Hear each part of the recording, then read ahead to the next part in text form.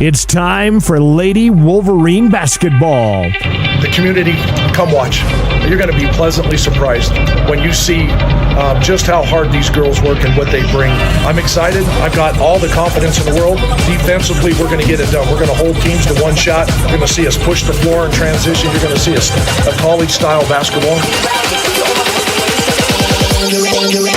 To get us ready for tip-off, let's go courtside with the voice of the Lady Wolverines, Jared Anderson. And a very good Thursday evening to you. Welcome to the Thunderdome, as they say. Cheyenne East High School here, Thunderbird Gymnasium. Jared Anderson with you, where we're set for a doubleheader of 4A basketball. Thursday evening action, your Riverton Wolverines and Lady Wolverines take on the Cheyenne East boys and girls. These two teams played each other not long ago, back on December 9th, and Cheyenne East got the better of both Riverton's boys and girls. Boys game was very competitive, a 5-point contest, and of course, Riverton a little bit short-handed in that one. They are back to full strength, it appears, tonight. The Riverton girls fell to Cheyenne East 57-22 back on December 9th. Cheyenne East, the number one team in 4A girls basketball. They are 9-2. This season, Lady Wolverines would love a good showing here in just a few moments. They come into this contest 2-7. Of course, we were just in Cheyenne, where Riverton went 0-3 on the ladies' side at the James Johnson Winter Classic. So Cheyenne East, the number one team, taking on the Lady Wolverines here in just a few minutes, and it appears we may actually get this one going a few moments early. There was some JV action earlier. There is, believe it or not, JV play in...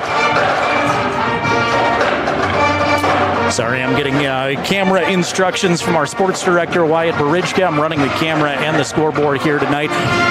There was some JV action earlier today in boys contest here at this gym. The Cheyenne East boys knocked off Riverton's JV 72-46. And the girls' junior varsity action is actually still going on, which is curious because we're about 8 minutes away from varsity girls' action. And some of those ladies that were on the bench of the JV game have made their way into this gym while the junior varsity game is still going on. So this is the Porter's Tailgate Show, made possible by Porter's Supply Company at North Federal and Sunset in Riverton. They are your home for spas, stoves, and so much more. Porter's Supply Company, great customer service, and of course, a great spot for pellets too. I go get those North Idaho wood pellets this time of the year, and they keep my house nice and warm at Porter's Supply Company. We were able to catch up a few moments ago with the Lady Wolverine head coach Mike Bosner. Let's go ahead and roll that interview. Looks like we're going to get this one going a few minutes early, so let's get right into our pregame conversation with head coach of the Lady Wolverines, Mike Bosner. Back on the Porter's Tailgate Show, chatting with Lady Wolverine head basketball coach Mike Bosner. Coach, feels like we were just here not long ago, back to Cheyenne. How's everybody feeling? Oh, man, I think they're a little tired. We had a pretty darn good practice, the first 3 days. I was pretty happy with them. But mentally, they're, I'm working really hard to keep them in a good spot. We're playing the number one team in the state again. This is our second time this year playing them. So, we've set a few goals, and we're just gonna go out each quarter, and if we can match up some goals and we can do some things that we've been working on, throughout the week, we'll be happy with it. What did you learn about East beyond that they're very good the first time you played them? Yeah, defensively, they're about as good as you can get. They have a point guard that is probably as good as any point guard I've seen in the state in a long time. She handles the ball very well. She attacks the basket. She gets a chance to set up. You don't let her shoot because she'll drain them. So they're good. I mean, they're big inside. They do everything well. You only had a few days back in practice. I know 0-3 is not what you wanted at the Cheyenne tournament, but what did you come back and work on in practice over the last few days? Yeah, we spent a lot of time defensively. I mean, I put over half the practice just getting them focused back to what we were doing at the beginning of the year. Our matchup zone, you'll see that a little bit tonight. I've been working like crazy getting them to hedge in our man-to-man, and so you're going to see a lot of that. We just got to continue to find a way to get better. I believe in these girls. They work so hard, and I know you see it. These girls come off the floor, their faces are red. It's not like they're not giving us, everything that they got. And so let's just keep trying. We got to find a way to limit turnovers, continue to rebound like we've been doing. Haley does a heck of a job on the boards, and so if we can get 3 or 4 more girls to team up with her and do that, and we can limit them to 1 or 2 possessions. We talked about this at the beginning of the year, and possessions are big, and if we can limit some of that, we'll if we can keep it within 10 or 15 points, we'd be happy with that. You mentioned last week you had some scratched up girls, some bumps and bruises. How's everybody feeling health and injury wise? Yeah, I think they're all pretty good. Today, Lexi hurt her knee a little bit, and so she's going to be out for a little. Hopefully it's nothing major. But everybody else seems to be good. The sickness has gone away. I think we'll be at full strength. All right, Coach, best of luck, and appreciate your time as always. You betcha. Thank you. Here's Mike Bosner, the head coach of the Lady Wolverines. And again, it appears on the scoreboard as of right now, we're going to get this one going just a few minutes early. So we'll step aside here for a real brief timeout. When we come back, we'll wrap up the Porter's Tailgate Show and get you into the starting lineups and the opening tip-off. Lady Wolverines in number 1, Cheyenne East, coming at you in just a couple of moments. You are watching Riverton basketball on County 10's YouTube channel and listening on 105.1 Jack FM. Mountain View Supply, your local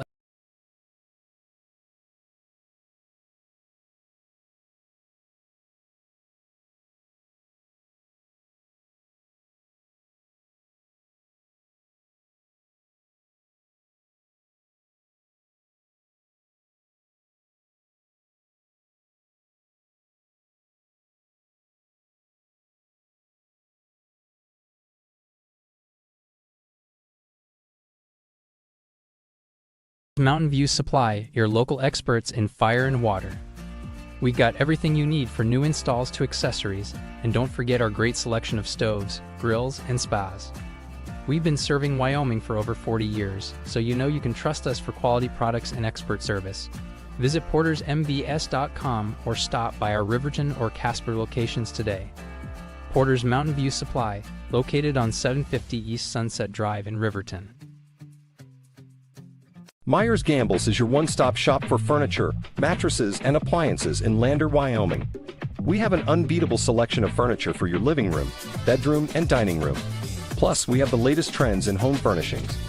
Our mattresses are comfortable and affordable, and our appliances are built to last. Whether you're looking for a new TV, sofa, or refrigerator, we have the perfect finish, style, and function for your home. Visit us at 420 Main Street in Lander, or check out our website, landergambles.com. Read all about the Fremont County Sports Weekend at county10.com. Welcome you back into the Porter's Tailgate Show on 105.1 Jack FM and streaming video coverage on County 10's YouTube channel. Jared Anderson with you, high atop Cheyenne East High School as we count you down to a slightly earlier than projected tip-off here, it looks like, as Riverton takes on the number 1 Cheyenne East Lady Thunderbirds. Eric Wessling is the head coach for the Lady T-Birds in his 6th year. Cheyenne East has had a lot of success success under both Coach Wessling and some others here throughout the last several years. They won the third-place championship last year. However, in 2022 and 2021, Coach Wessling coached them to state championships. They also won a title back in 2017. So, very storied history here of girls basketball at Cheyenne East High School. East lost to Douglas and Resurrection Christian, Colorado. Those are their only 2 losses so far this season. They are 9-2. Mike Bosner, of course, in his first year with the Lady Wolverines, trying to turn this program around after having not qualified for the state tournament in quite some time. Looks like we're going to get a national anthem, which means all prepared to step away again, and we will rise for that, and then we'll get this game going. The Cheyenne East ladies, here's we'll talk you up to the national anthem, are led by Brady Schlabs. She's one of the best point guards in the state. You heard Coach Bosner mention 15.6 points per game, 6 steals per game. Jade Brown averages double digits. So does Peyton Hall for these Lady T-Birds. Step aside here for the national anthem. Back with the opening tip-off after this on County10.com and 105.1 Jack FM. I'm gonna text Allison. Hey, hold up, Matt's calling me. Hey, we got the food and we're on our way right now. Hey, who's coming, bro? What did he tell?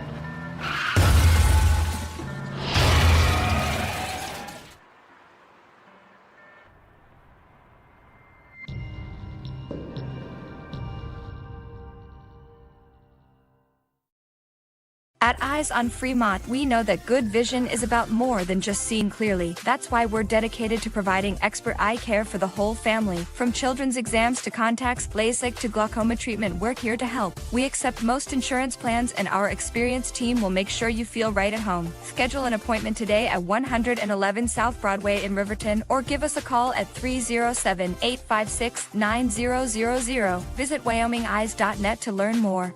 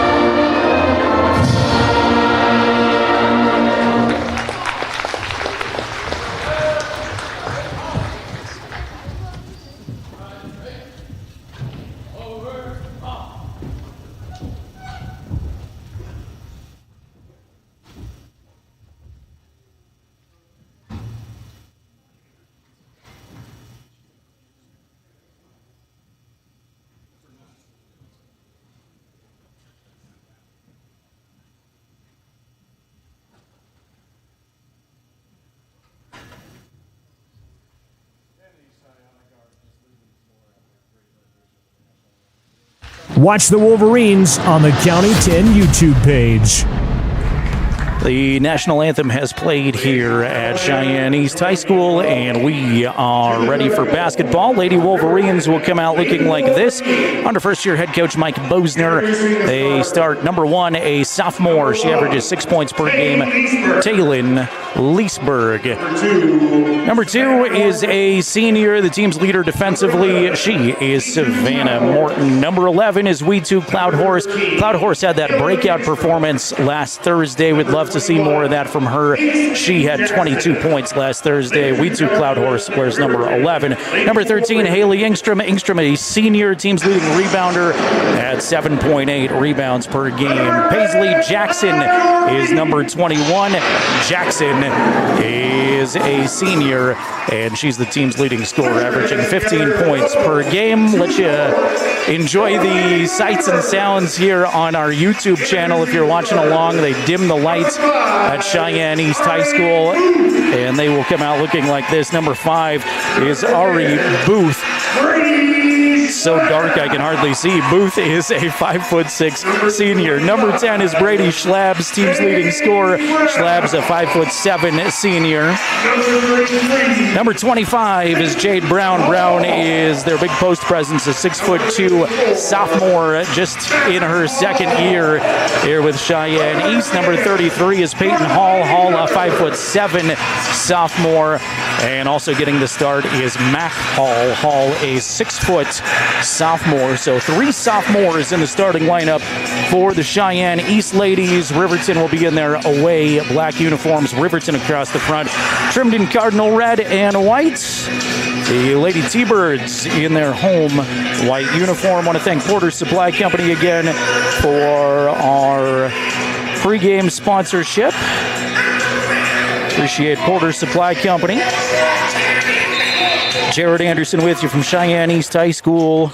And we are underway from game 1 of 2 in a doubleheader. Girls basketball up first. And for the Lady Wolverines, another tough one here with the number 1 team in the state. It's East basketball after Jade Brown won the opening tip. They are weaving at the top of the key. Peyton Hall has a left side outside. Skip pass now for Brady Schlabs. By the way, Brady is just 12 points away from 1,000 career points, so we'll keep an eye on that tonight. Here's a 3-ball from Brady. That is up and good.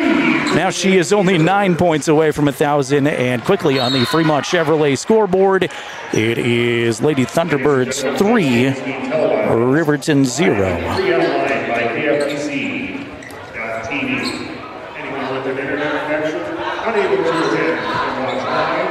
Savannah will work it across the timeline. She's D'd up by Ari Booth. Morton wing it to the corner to Leesburg. Taylin goes Paisley Jackson. She backs in high post, and now an attempt to get it out to Savannah Morton, but it's poked away by Booth. She goes to the floor to try to gather it in. Now it's going to go all the way out of bounds and will go to Cheyenne East under their own hoop. That went all the way out of bounds off of a Lady Wolverine hand last.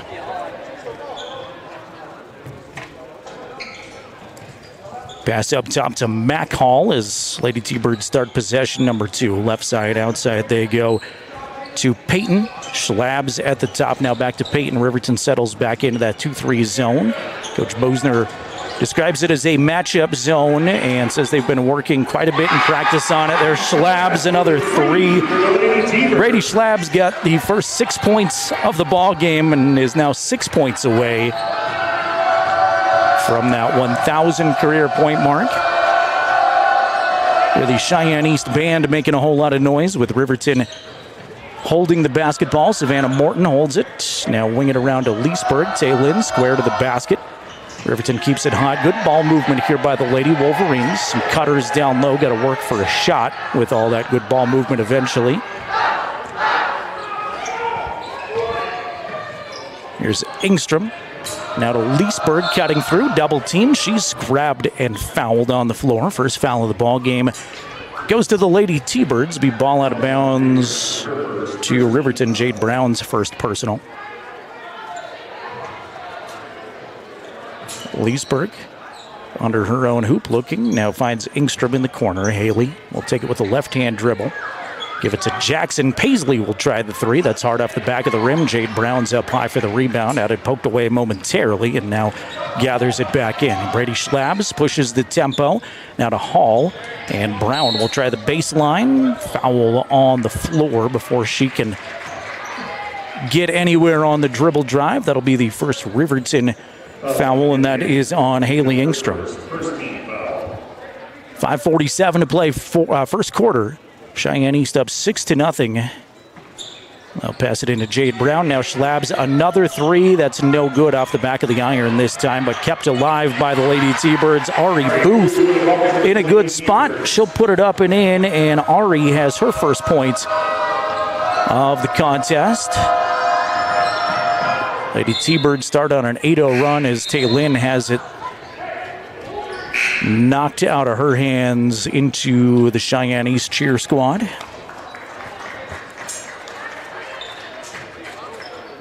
Appears the girls JV contest in the auxiliary gym has ended with a lot of the Lady Wolverines making their way in. I saw a into third quarter score that had East up pretty big. It was like 40-9 starting the fourth quarter.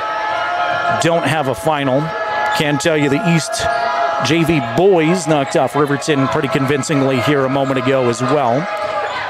Riverton basketball as Engstrom had it in the paint for a moment. Now we'll back it way up top. Find Leesburg. Riverton still in their motion offense, really struggling to find a shot. Taylin has it way at the top of the key in the Cheyenne East logo. Now she'll give it up to Savannah Morton. Lady T-Birds playing very aggressive defensively. Tried to go to the post to Cloud Horse, but that pass was way too far for her, out of bounds. Lady T-Birds up 8-0. Fremont Chevrolet scoreboard.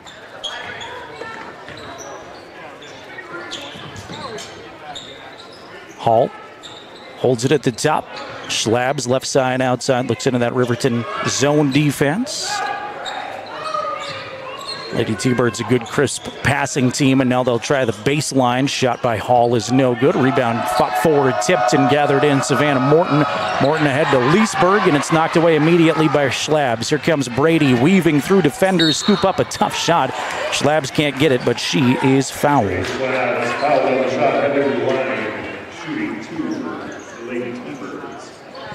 So Brady to the stripe to shoot twice. Schlabs has signed, by the way, to play at Black Hills State University next year. Brady averages just over 15 points per game. Already with 6. Make it 7 as she hits the first.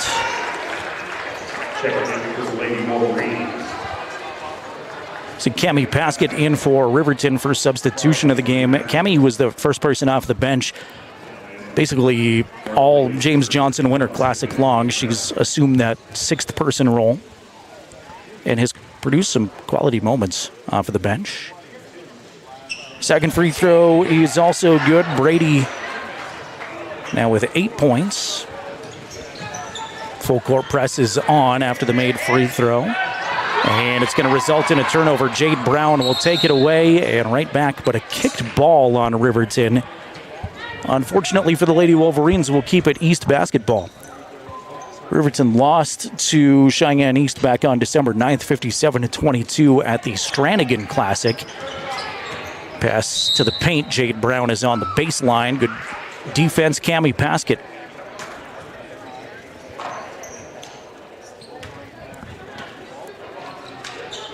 Morton will inbound it backcourt. And it's stripped away from her, taken away by Jade Brown, who was fouled on her way up. So Jade's going to get some free throws. Jade, the 6'2" sophomore, have had the opportunity to do basketball broadcasts at the state tournament the last several years. And last year, obviously, a lot was expected from the Cheyenne East team. And I was amazed and impressed by Jade as just a freshman last year. Here she is a sophomore. And that trajectory of excellent basketball continuing for her. First is up and good for Jade. Makes it 11-0 Cheyenne East. 3:56 to play first quarter.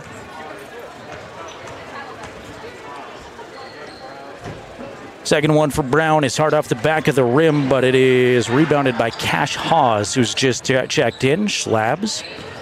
Now up top to Q Fonseca, and Hawes will try a 3. That's no good. Another offensive rebound, though, as Schlabs is right there. So Coach Bosner said, gotta work on not allowing second chance rebounds. And already quite a few offensive rebounds. Lining up a three-pointer was Peyton Perea. That's no good. And another offensive rebound for Cheyenne East will keep it alive. Here's Hawes on the block. That's no good. And finally, a Lady Wolverine rebound as Morton will take it away. Morton, dangerous pass in traffic, is grabbed by Perea. Here comes Cheyenne East on the run. Good pass from Schlabs, but Booth was unable to complete the shot, and Coach Bosner wants a timeout. Just a 30-second break here for Coach Mike Bosner. That'll give us an opportunity to thank some of the folks that make these broadcasts possible, like Perfect Power Electric. They support our Fremont County athletes on and off the court. Give Perfect Power a call for all your electric needs. And a big thank you to Sutherland's. They've got what you need for every project. Stop on by Sutherland's at North Federal in Riverton. They wish the Lady Wolverines the best of luck.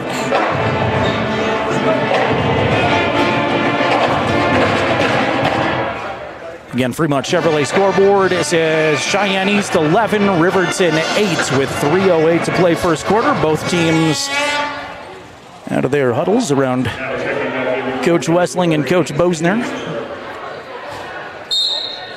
East is going to back off their full court pressure this time out of the timeout, too. Interesting to see that right away. Here's Leesburg across the time stripe, and the Cheyenne East marching band making some more noise. Pass somehow gets away to Weed 2 Cloud Horse through traffic. Right side, outside, it's Paskett. Cammy, couple of bounces. And now an entry pass to the paint and a foul call on the Lady T-Birds. That's going to go against Mac Hall, her first. Team second. Riverton ball out of bounds as Taylin will trigger it in underneath and to the left of the Riverton hoop. Leesburg looking, still looking. Now her entry pass is tipped into the Cheyenne East bench. It stays Lady Wolverine ball. Boys basketball coming up after this one, and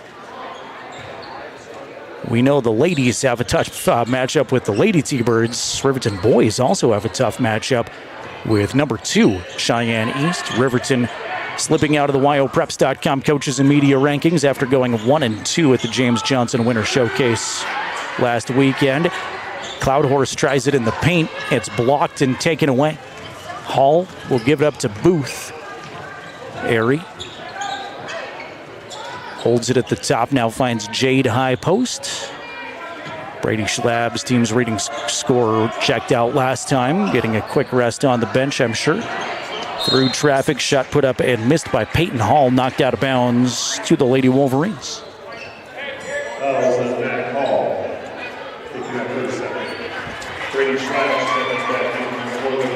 I mentioned it would be a quick rest for Brady, and here she comes back into the East lineup. She's already got 8. Full court press set up again by East. Riverton did a nice job on the press breaker, but a pass too strong for Cammy Paskett will go off of her hands. They had a great design, and they did get it across the timeline, but unable to set up that half-court offense as the pass down low for Paskett was too far for her. Brown holds it. Right side, outside for the Lady T-Birds. They'll go way up top to Peyton Hall. Now Schlab is in the corner for 3. That's no good off of the rim. Kept alive by Ari Booth, though, and another Lady T-Bird offensive board. Peyton Hall put it on the floor a couple of times and reload to Brady. Schlab stop with her foot right on the three-point line, looking for some help, and now gets it to Peyton Hall. Hall zigging and zagging, going through defenders, lay it up and in. Hall started from the left elbow, made a move, got past 2 defenders, and finished with a right-hand layup. Riverton really struggling in backcourt here, see if they can get it across. Timbri Mathil has just checked in and has it in her hands about 3 feet away from the half-court line when the 10-second violation is called. Great defensive pressure by the Lady T-Birds again right there.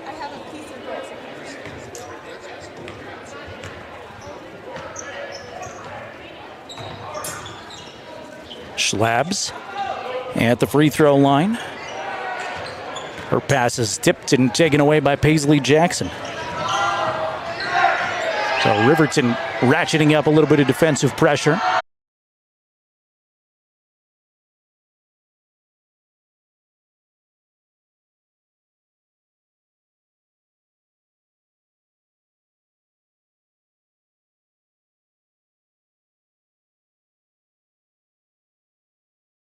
Ready to explore Wyoming's stunning parks at Fremont Motors during the Open Road Sales Event. We're giving away a complimentary Wyoming State Parks pass with every vehicle sold, so you can get out and explore our beautiful state behind the wheel of a brand new vehicle. Plus, all Fremont vehicles come back by Fremont Care, so you'll be covered no matter what the Open Road has in store. Visit Fremont Chevrolet GMC in Riverton or shop online anytime at FremontMotors.com and start your Wyoming adventure today.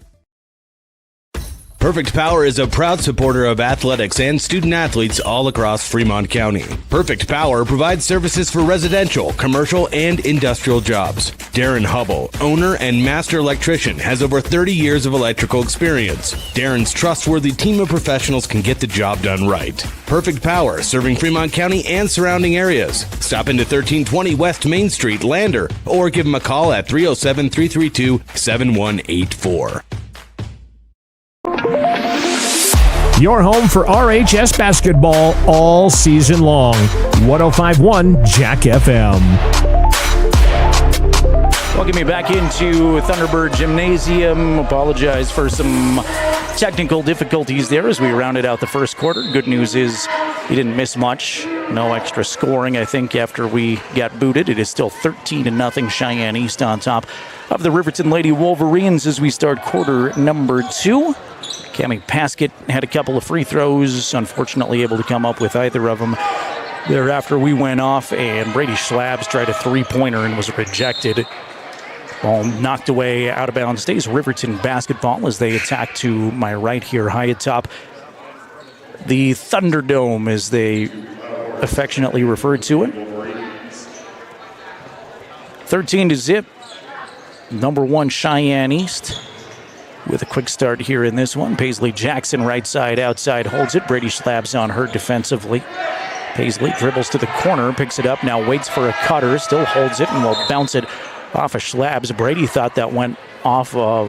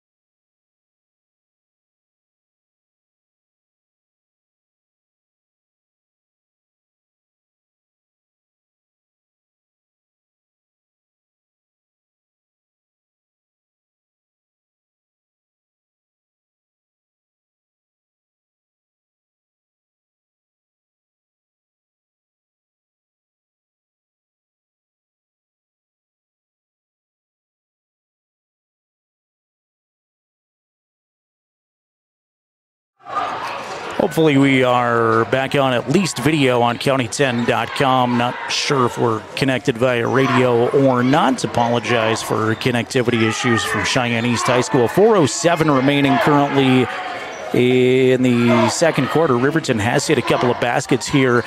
It's 21-4. Cheyenne East out in front of the Lady Wolverines. Try to pick up the action as Hall, baseline drive. That's Peyton Hall, lay it up and in. Make it 23-4. Lady T-Birds. Cheyenne East is backed off of the full court pressure that we've seen through most of the ball game so far. Cami Paskett holds it at the top, now finds Savannah Morton, and a foul away from the basketball going to be given to the Lady Wolverines. Can apologize for our technical difficulties. Working behind the scenes to resolve them and hopefully stay connected the rest of the day here.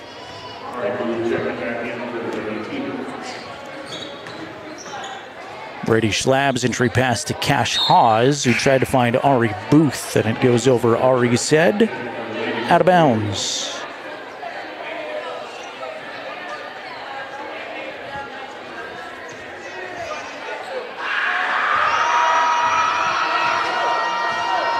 working on a couple of things here behind the microphone, and as I've established through a lot of basketball broadcasts, not great at multitasking, so I promise I will try to pick up the play-by-play action here as I work on connectivity and technical issues. There's a Cheyenne East foul with 3:08 to play second quarter, 23-4. East with the large advantage here in the first of two. Got boys basketball coming up directly after this one. Does look like we're hopefully, knock on wood, I don't want to say back on a better connection, but that's the way it appears right now. So fingers crossed we continue to hold steady on this better connection on our video stream. I'm hopeful that we're also on 105.1 Jack FM. Trade turnovers. Timbri Mathill will take it away for the Lady Wolverines, and here comes Riverton trying to find some momentum into the locker room with 2:38 to play, trailing by 19. Paskett holds it at the top, pivot around, now bounce pass it to Paisley Jackson. Off glass, 2 is no good. Paisley crashes hard to the floor. Now we've got 3 players that domino down, and it's out of bounds to Cheyenne East. Had a trio of players that just got tangled up with one another there. Savannah Morton returns to the RHS lineup. Schlabs working across the time stripe. Left side outside. She goes to Booth. Entry pass is knocked away by Paskett. Taken away. Tatum Tyra ultimately was there to gather it in. Taylin has it swatted away out of bounds along the baseline, and now they're going to give that to East. They are. They'll say that was off a Leesburg glass. She did look frustrated with the play. I thought it was just because she had it swatted away, but I'll say it was out for her. Hawes at the top, finds Schlabs in the corner for 3. That's no good. In and out. Soaring in for the rebound is Hawes. Can't get the first, but she's there to follow her miss and get another bucket. Inside of 2 minutes remaining second quarter, that East lead is 25-4. Good dish to Tatum Tyra underneath from Engstrom. Tyra's shot was no good, and it goes out of bounds. Back to the number 1 team in 4A girls basketball. I'll say there was a foul on the rebound before it went out of bounds. That's Tatum Tyra's second. And the 4th team foul, so if Riverton commits another personal, there will be free throws throughout this quarter. There's Booth left side around the perimeter. She goes up top now to Brady. Brady down the lane, and a foul on the floor. I think when Schlabs was holding it, they're going to call Leesburg for the foul. That should be the 5th of the quarter, so 2 free throws coming up here for Brady. Sends Brady Schlabs to the line. Schlabs already having a fantastic night. Averages 15.6 points per game. First is good for Brady. She's got 1 more. Jade Brown returns to the East lineup. See Cloud Horse back in for the Lady Wolverines. Paisley Jackson also got a short rest, is back.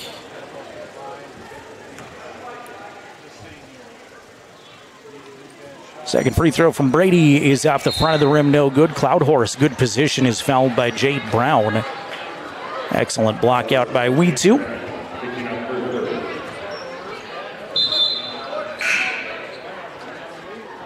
See Mac Hall return to the Cheyenne East lineup. Hall, a sophomore at 6 foot. Of course, we mentioned Jade Brown, the sophomore at 6'2". Still with some years of growth there potentially. Paisley going to try a contested long 2. That's no good. 1 and done. Here's Brady Schlabs. Rebound. She wants to run. Give it up to Ari Booth. Booth in the paint. Tough left-hand shot. Her side was to the hoop. Can't get it, but she gets her own rebound as it's tipped back to her. Here's Brown left alone for 3. That's no good. Good rebound, Mac Hall, and they'll wing it around to the other Hall. That is Peyton Hall. Get it to go 2 in the paint. And with 40 seconds remaining in the half, it's Cheyenne East 28, Riverton 4. Jackson going to try a long 2. That's no good. Long rebound comes all the way back to her, though. Scoop it up in the paint, knocked to the floor. Can't get a scoop shot to go, but she is decked. And we'll get a couple of free throws. Glad to have you along here on County 10's YouTube channel. We are attempting to reconnect as I speak on 105.1 Jack FM. Hopefully that does it and we're back on. The first free throw is good by Paisley.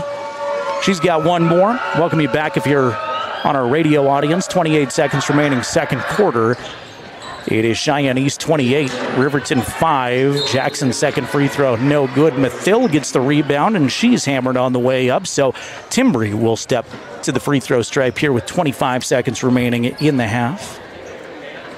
For those of you looking for the video stream, too, we are back up on County 10's YouTube channel, so you can check back in there. Maybe if you're getting off of work right now, we've got that ready to go for you. Timbry's first free throw is good.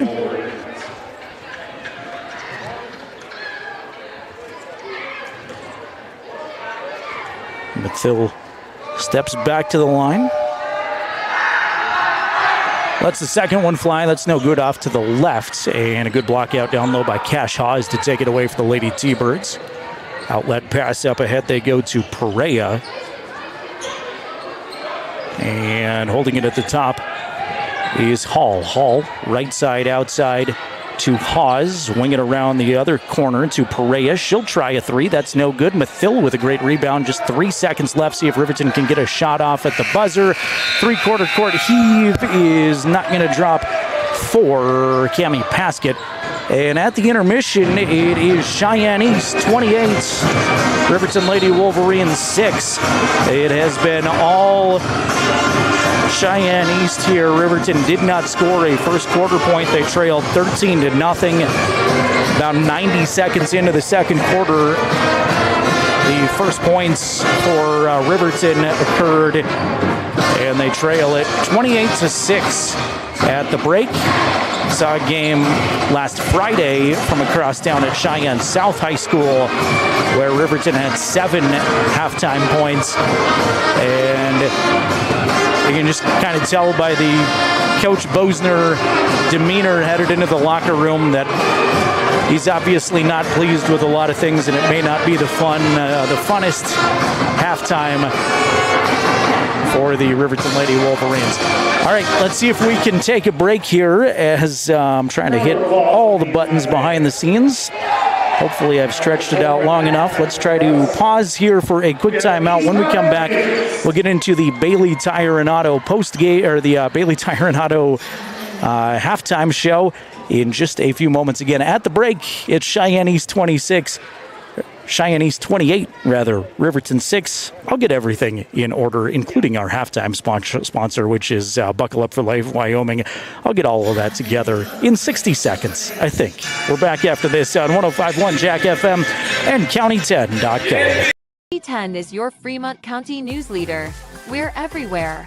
On the web, mobile, social, and on your radio dial, with all the news you need to feel connected.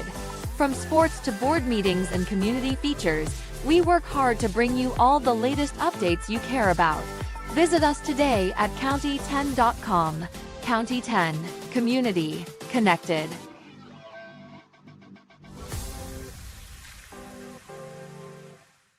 Make your home improvement projects a breeze with Sutherland's, your home improvement experts. Always the right products at the right price. For every project, every day. You can shop and pay online at Sutherlands.com, and we'll get it ready for easy in-store pickup. With the tools and the know-how, you can count on Sutherlands for any job. With over 30,000 items in stock, make your first stop at Sutherland's Home Improvement in Casper and Riverton.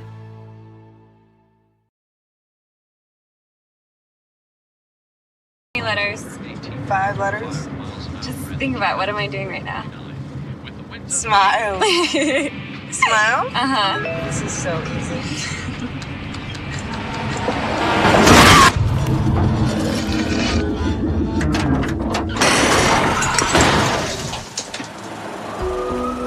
Nobody likes to be stopped by the police, but if I'd seen her texting while driving and given her a ticket, it just might have saved her life.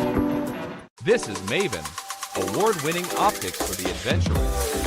From binoculars to spotting scope, Maven has you covered. Be prepared for scouting, wildlife watching, or any outdoor adventure. As a proud sponsor of local high school sports, we wish all the Fremont County athletes the best of luck this season. Visit mavenbuild.com for more information and to order. Maven, discover something new. Watch every RHS basketball game all season long on the County 10 YouTube page.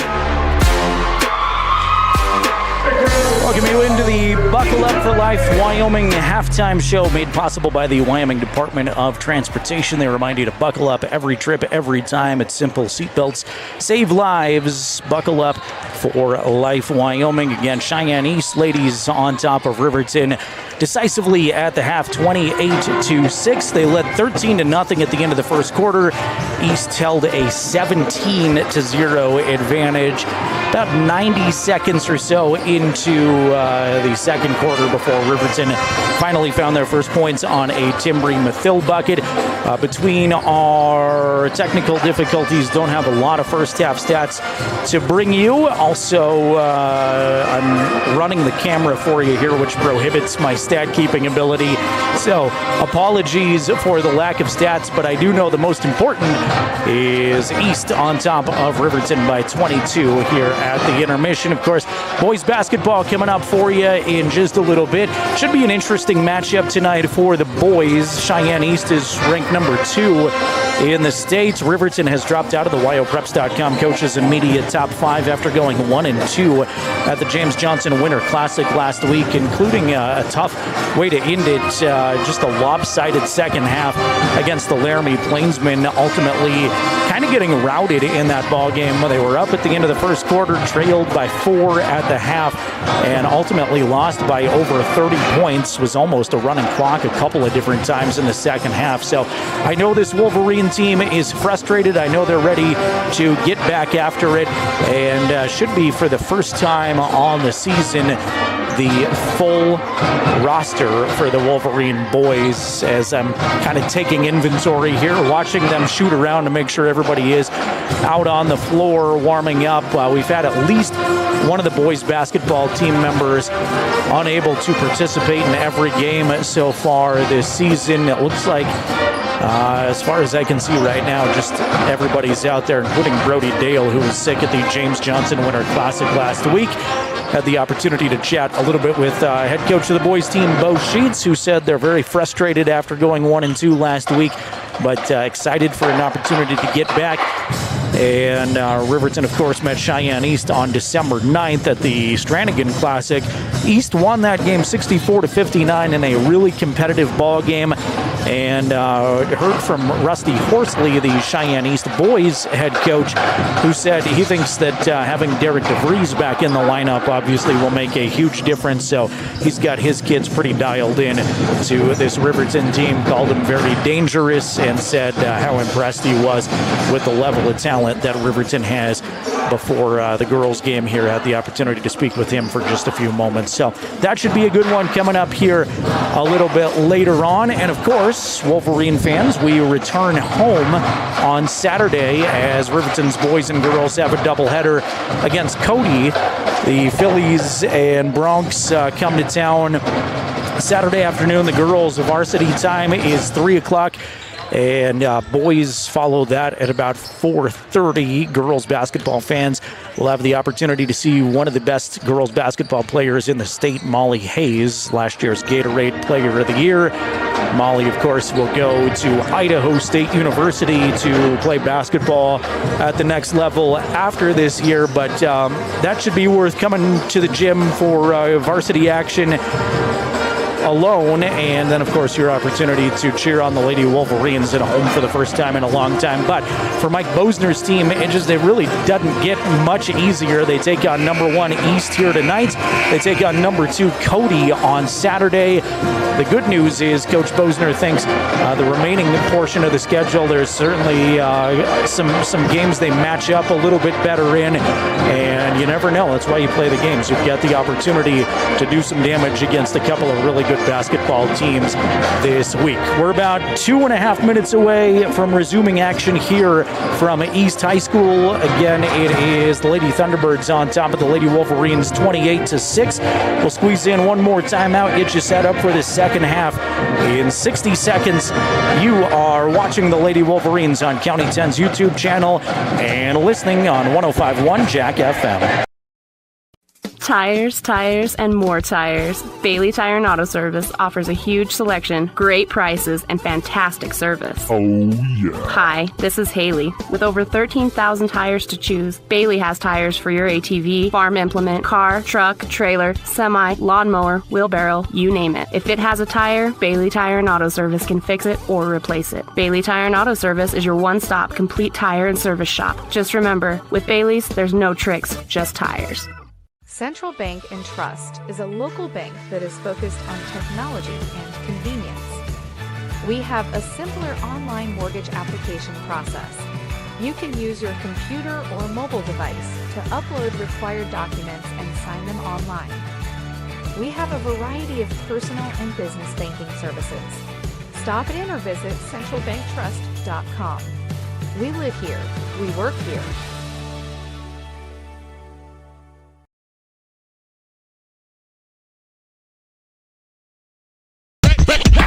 Back to the ball game. Here's the voice of Riverton Sports, Jared Anderson. I want to thank our friends at the Wyoming Department of Transportation making our halftime show possible. They remind you to wear your seatbelt every trip, every time across Wyoming. Seatbelts save lives. Buckle up for life, Wyoming. Not an awful road trip coming down today. Didn't know what to expect after the snow last night. Riverton to Casper, definitely slick in spots as of mid-morning, and then the rest of I-25. Slick in spots, dried out Wheatland to Cheyenne, but I'd say if you're making that trip down for any reason this evening, Douglas to Glendo was the worst for my experience there. 28-6, Lady T-Birds on top here at the intermission. A spirited Coach Bosner on your screen there with the Lady Wolverines gathered around, and Riverton will send Leesburg, Morton, Engstrom, Jackson, and Cloud Horse out to start the second half. So same starters for Riverton here in half number 2. Coach Wessling breaks the huddle on the other side. It's Mac Hall, Peyton Hall, Jade Brown, Brady Schlabs, Ari Booth. Same starters on both teams. If you're just joining us, Cheyenne East in those home white uniforms, trimmed in, I'll call it baby blue and black. Always really like the Cheyenne East color scheme and uniforms. Here's Schlabs right out of the gates. Give it to Booth, long three. That's no good. Offensive stick back by Mac Brown is up and good. So to start the third quarter, Cheyenne East begins with a Mac Brown bucket. Lady Wolverines in their away black uniforms, trimmed in cardinal red and white. Here's Paisley Jackson down low with a high arcing 2 up and good. Paisley Jackson with the basket for the Lady Wolverines. Both teams successful on their first offensive trips as Riverton settles back into that matchup zone. Coach Bosner told us in the Porter's Tailgate show he expects a much better matchup zone defensively as there's Jade Brown working it into the paint against that zone, backing in for 2. She got it. Was double teamed at one point.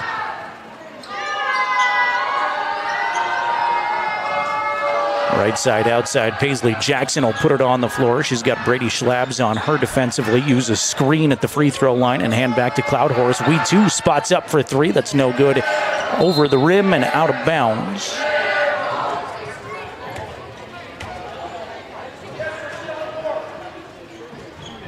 Lady T-Bird basketball, the length of the floor to bring it will be Peyton Hall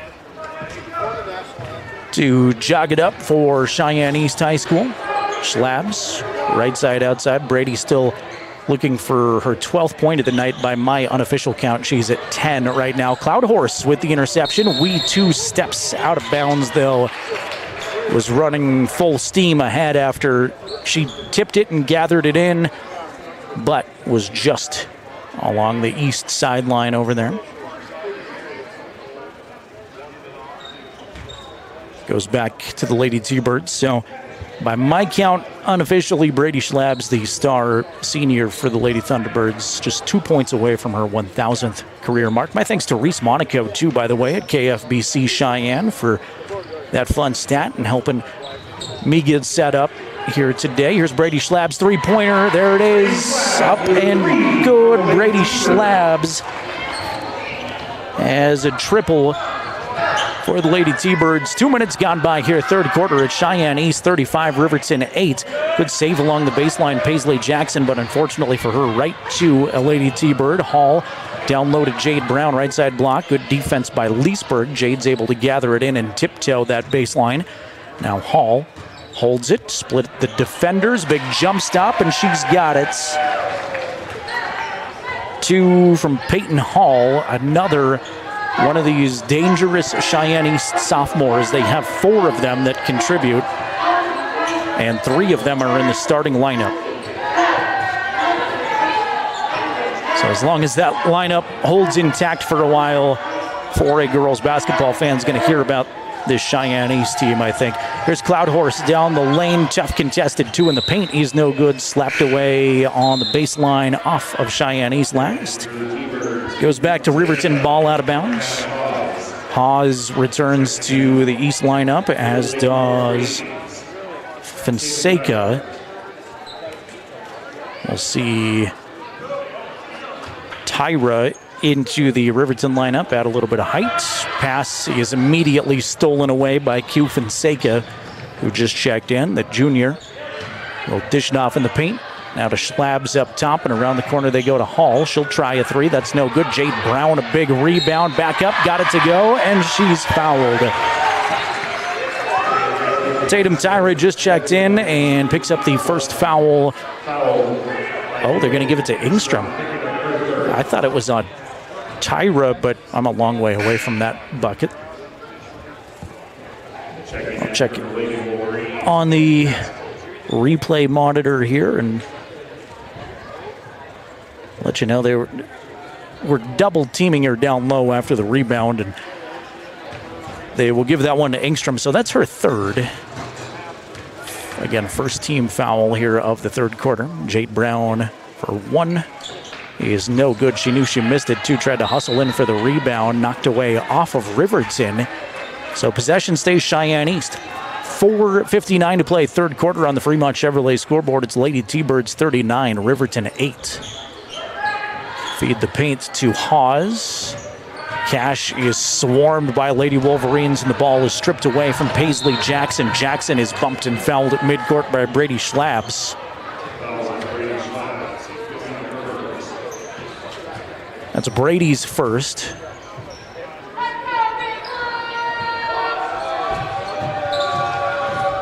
Basket can't control the dribble.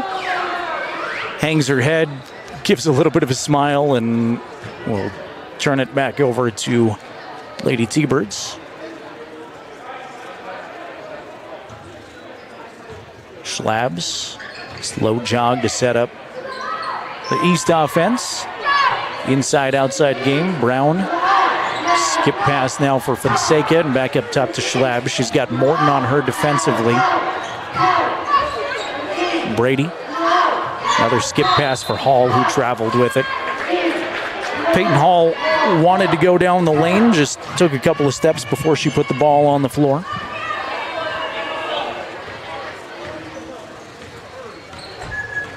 Savannah will walk it across the timeline, is met there by Fonseca. In the corner she goes to Jackson. Paisley is tied up. Can't see the possession arrow from here. They'll say stays with Riverton.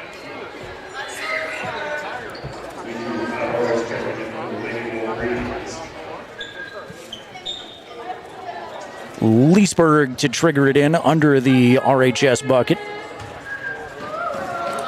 Lob it up top for Tyra. Now hand back to Morton and wing it around to Leesburg in the right corner. Here's Wee2 down low now. Wee2's shot is blocked by Jade Brown. Ball on the floor, and Cash Hawes is there to gather it in for the Lady T-Birds. Hall snaps a pass down low to Brown, backing in on Tyra. Seen a lot of that inside-outside game from East. Here's a three by Hawes. No good. Jade Brown, offensive rebound. She falls to the floor, loses the handle, and Tyra's right there to take it away for the Lady Wolverines. Leesburg dribbles near the midcourt area. Now finds Savannah Morton. Morton with Fonseca on her defensively. Savannah picks up the dribble, looking for help. It comes via Cami Paskett.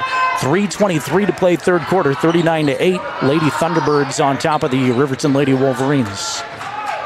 Jade Brown gets a hand on it, knocks it into the first row with the stands, out of bounds.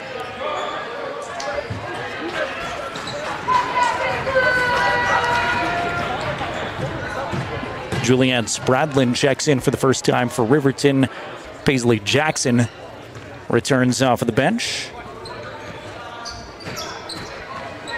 Cammie, dribble it up top, left side Jackson, open for three, good. Paisley Jackson finally gets the Lady Wolverines into double digits, their first three-pointer of the ball game. It's 39-11, inside of 3 minutes to play in the third quarter.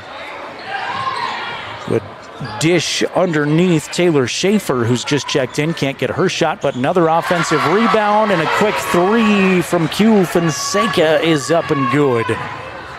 So answering the Paisley Jackson three-pointer. And an offensive foul is going to be charged to Cami Paskett.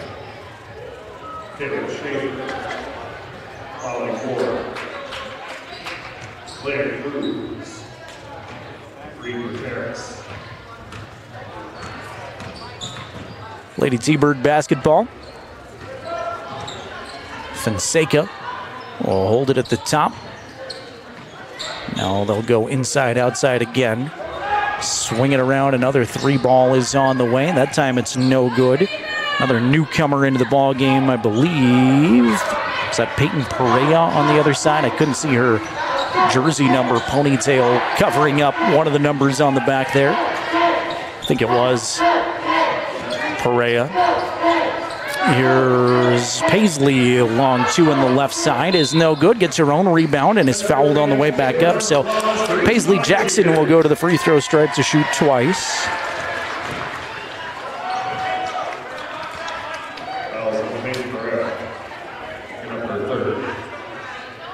Peyton Perea picks up her third personal. Team foul number 2 on Cheyenne East as Paisley's first free throw is no good off to the left side.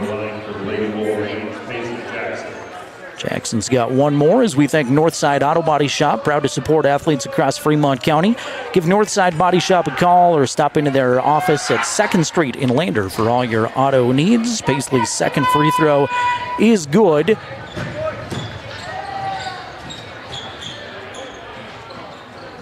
Makes the deficit 30 now for the Lady Wolverines. Shot in the paint is knocked down.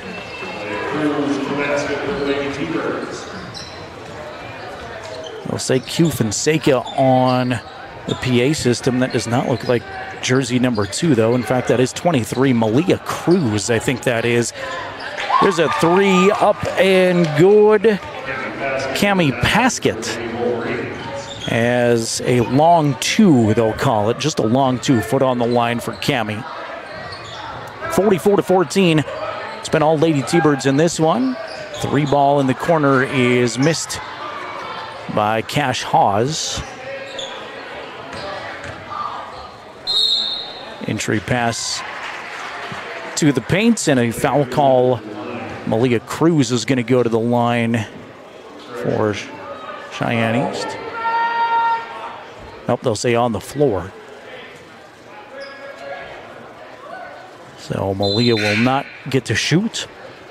See a lot of the JV roster out there here this quarter for East High School as the officials at the score desk talking over something, maybe a jersey roster situation as the Riverton assistant coaches are over there going over the scorebook. There are a lot of players that have entered this game for Cheyenne East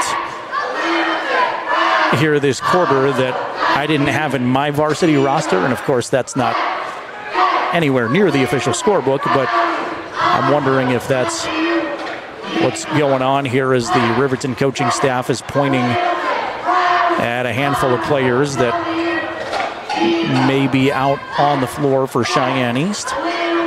And of course, if there's a player on the floor that was not reported on the scorebook, that results in a technical foul. We saw that happen at the James Johnson Winter Showcase. Now Coach Westling is out chatting with the official, and I think that must be what's going to happen. Although we're still talking about it. A minute remaining third quarter. It's 44-14. Lady Thunderbirds on top of this one, and technical foul has been assessed against Cheyenne East. So I think, not to pat myself on the back, but I think we sorted that one out, which is rare for me. Paisley Jackson is going to go to the line and shoot twice by herself.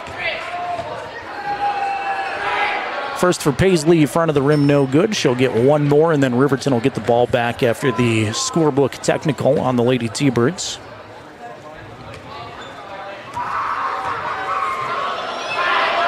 Second for Paisley is good.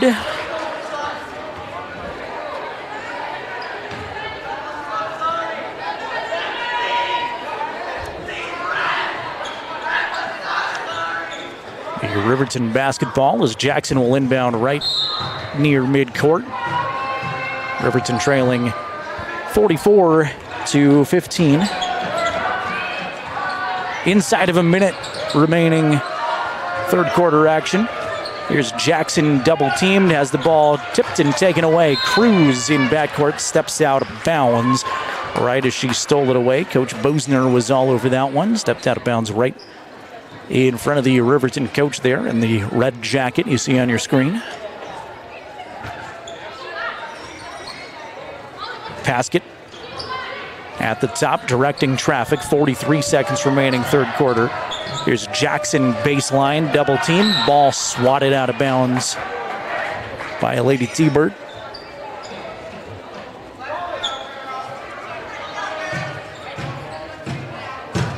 Ingstrom to trigger it in for Riverton. Does so on a lob to Paskett. There's Paisley, corner three, no good, short.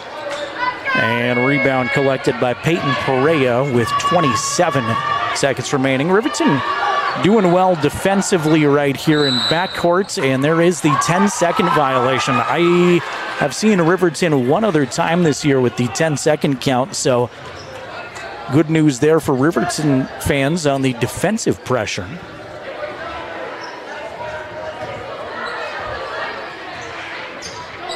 Morton holds it at the top, right side, outside she goes to Jackson. We're at 13 seconds remaining third quarter. Ingstrom now to Spradlin. Spradlin tried to feed the paint to Ingstrom. It's poked and taken away from her. East on the run. Long three is not going to drop for Malia Cruz.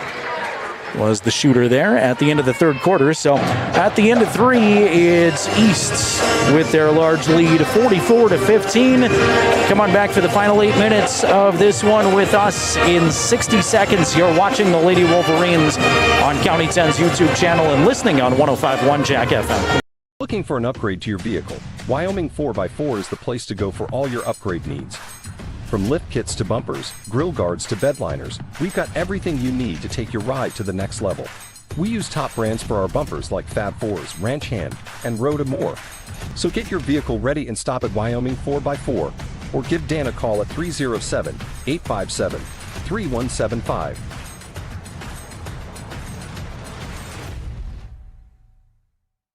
Wyoming Catholic College is a unique institution that offers an immersion into Western tradition, the beauty and challenges of the wilderness, and the treasures of the Catholic spiritual heritage.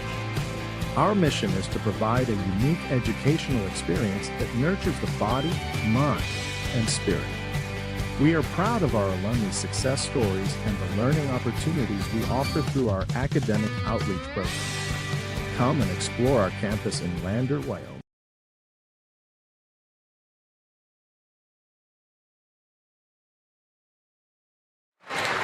Welcome me back here to fourth quarter action from the Thunderdome. Cheyenne East High School. Foul on the Lady Wolverines. Taylon Leesburg got a hand on Mac Hall as she went up 8 seconds into the quarter, and Mac is going to get a couple of free throws. It is 44-15. Thunderbirds on top of the Lady Wolverines here to start fourth quarter action. First one for Mac was no good. She'll get one more crack at it. We2 Cloud Horse checks into the Lady Wolverine lineup.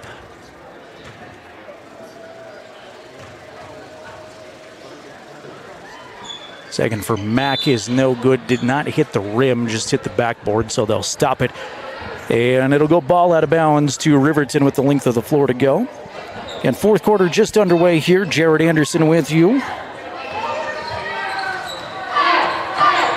Morton across the time stripe, goes past one defender, now goes to Engstrom. Engstrom down low, right side block to Cloud Horse. Ball on the floor and is scooped up by Hall. Here comes Cheyenne East again with it. Hall the distance, right hand layup, got it. Peyton Hall has two more, and it's East 46, Riverton 15. Leesburg jogs across the time stripe, right side outside Savannah. Morton on the dribble, backing in. Now reloads up top to Haley Engstrom. Engstrom to a cutting Leesburg. Off glass, can't get it, but she is fouled. And for the first time, I believe, this evening, Taylon Leesburg will go to the free throw line. Did miss some second quarter moments to a lot of technical difficulties while I was plugging in cords and trying to get connectivity going. So I may have missed a Leesburg free throw, but since I've been able to focus on this contest, Leesburg has not shot yet. Taylon's first is good.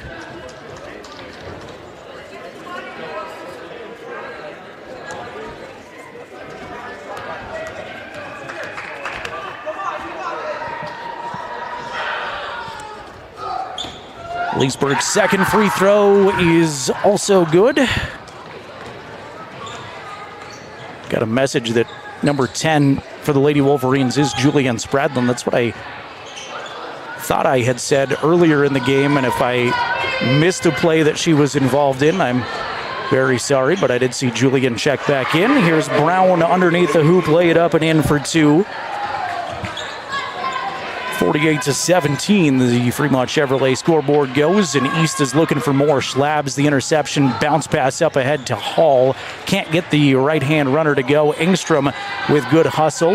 Baseball pass up ahead for Jackson. Square up for three in the corner, no good. We2's there for the rebound to Morton. Three is no good on the other side. Another rebound by Engstrom. She's fouled on the way up, so two free throws coming for Haley.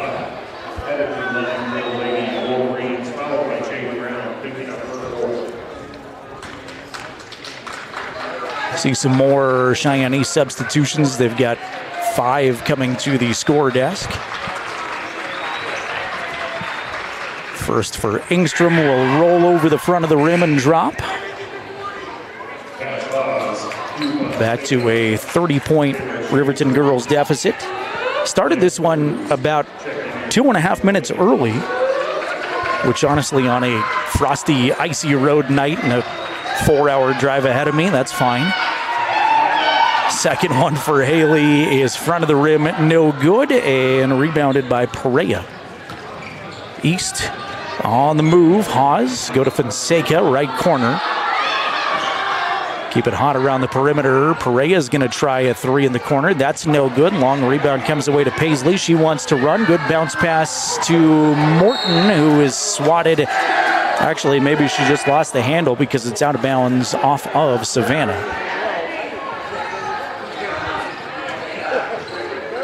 Cash Hawes.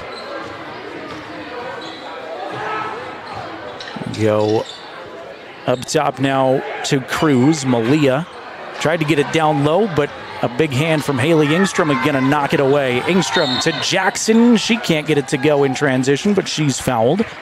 And Paisley going to the line. So I don't want to keep making these silver lining statements because the goal for Coach Bosner is to win games. And I know he's been frustrated they haven't been on the right side of the scoreboard.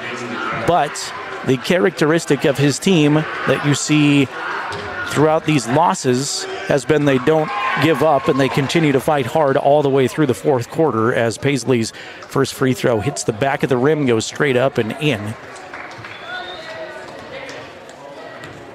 Chance at one more here for Riverton's leading scorer. Paisley knocks that down.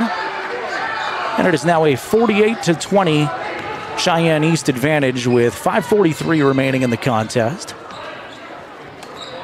Cruz holds it at the top. Right side, outside.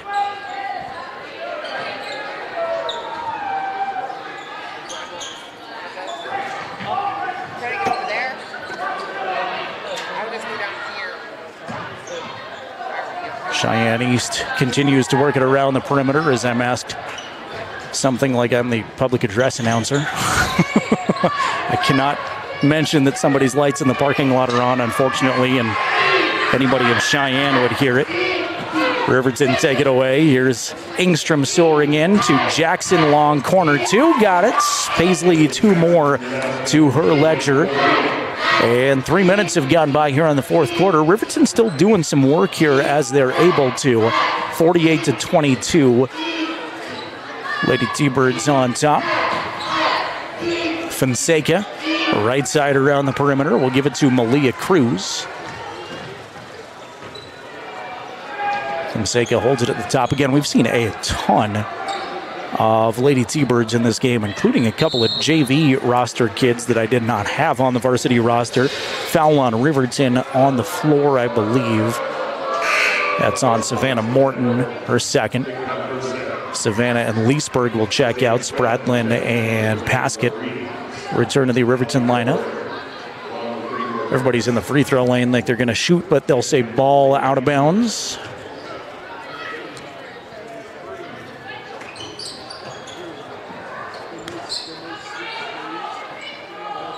Entry pass to the paints. Lay it up and in. Edith Garcia for two. First time I've called Edith's name tonight. Snap a pass down low to We2 Cloud Horse. Lay it up and in for two as we trade buckets. Midway point of the fourth quarter now. Coming up at the conclusion of this, we'll get into our Bailey Tire and Auto post-game show. I tried to take us there at halftime, but that officially is coming up at the end of the game. Air ball grabbed by Engstrom. We will also select our Tyler Watson State Farm players of the game. Right side, outside, Spradlin has it. Put it on the floor twice. Go in the paint to Jackson. Paisley had some trouble handling it. Now three players on the floor, and it's out of bounds off at East.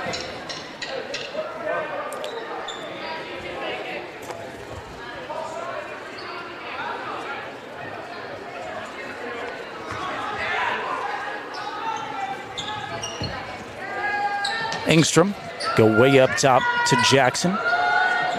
Runner is off the mark for Paskett. Rebound tracked down by Taylor Schaefer. Here's Taylor at the top, uses screen. Bounce pass it in the corner to Garcia for three. That's no good. Fight for the rebound. Engstrom muscles it away from Molly Ward. Good tough effort there from Haley Engstrom. Here's Spradlin for a mid-range two. That's no good.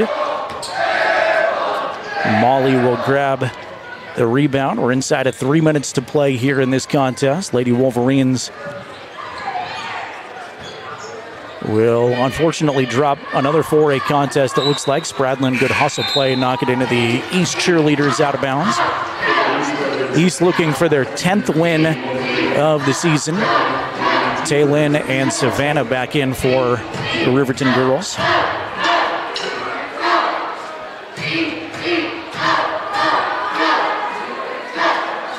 East holds it at the top, killing a little bit of time with each possession. There's another hustle play as Jackson soars to knock it away out of bounds.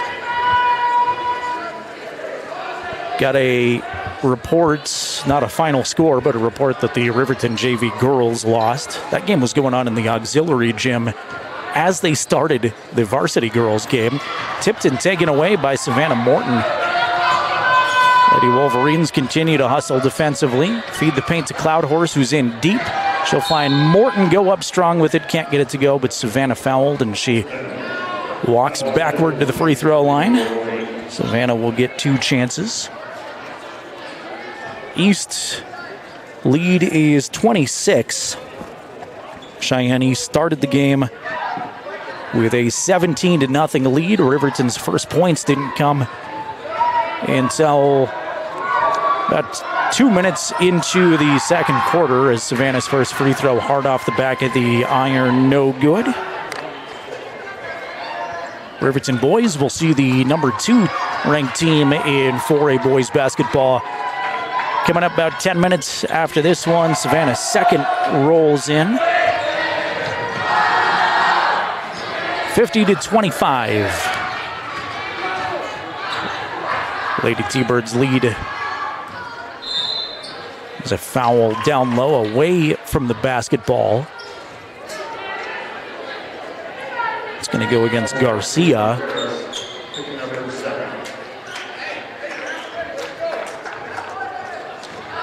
Her second. And East has 5 team fouls, I believe. Player control foul, I guess, will send it out of bounds. They blew the buzzer, and then I think realized that it was a player control foul. Took me an extra second. Jackson, left side outside, lob to the paint. Cloud Horse gets it to go, and she's fouled. Nice entry pass from Paisley, and Cloud Horse with the strong finish.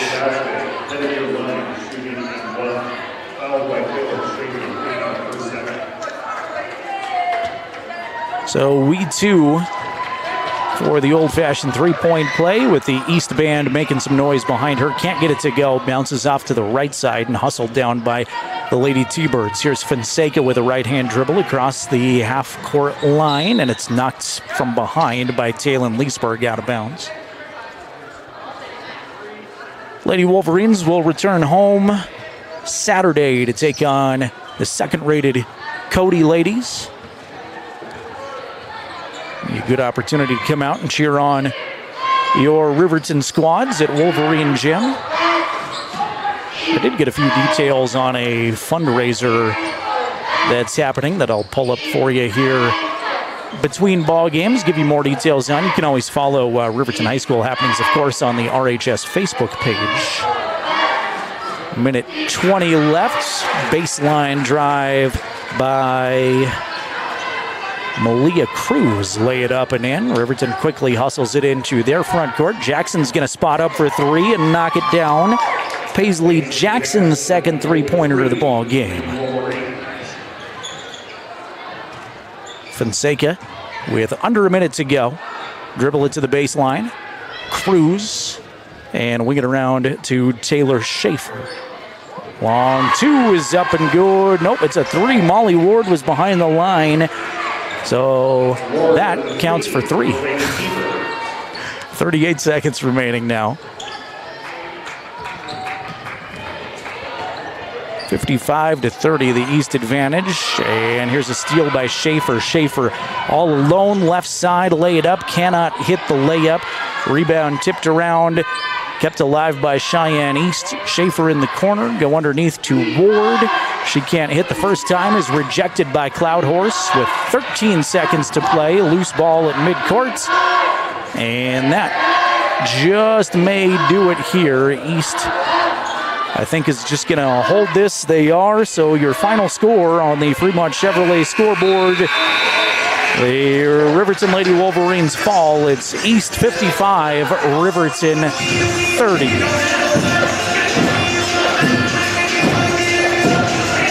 Riverton drops to 2-8 on the season. Cheyenne East improves to 10 and 2. Back on December 9th, it was 57-22, so a very similar ball game in this one. A 25-point decisive victory for the Cheyenne East ladies. We'll take a timeout. When we come back, we get into our Bailey Tire and Auto post-game show. We'll select our Tyler Watson State Farm players of the game as well. Once again, the final score, Cheyenne East ladies 55, Riverton 30. We're back in a minute with the Bailey Tire and Auto post-game show. You've been watching the Wolverines on County 10's YouTube channel and listening on 105.1 Jack FM. Kane and Associates.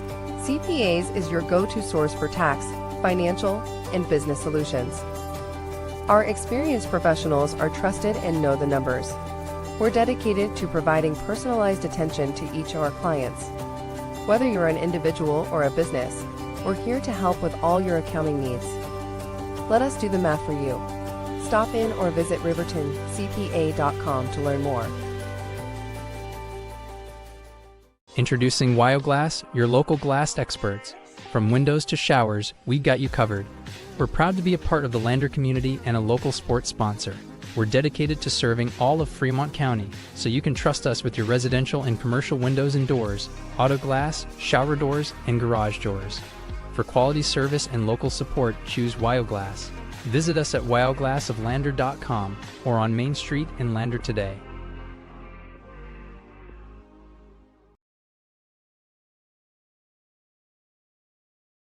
Watch the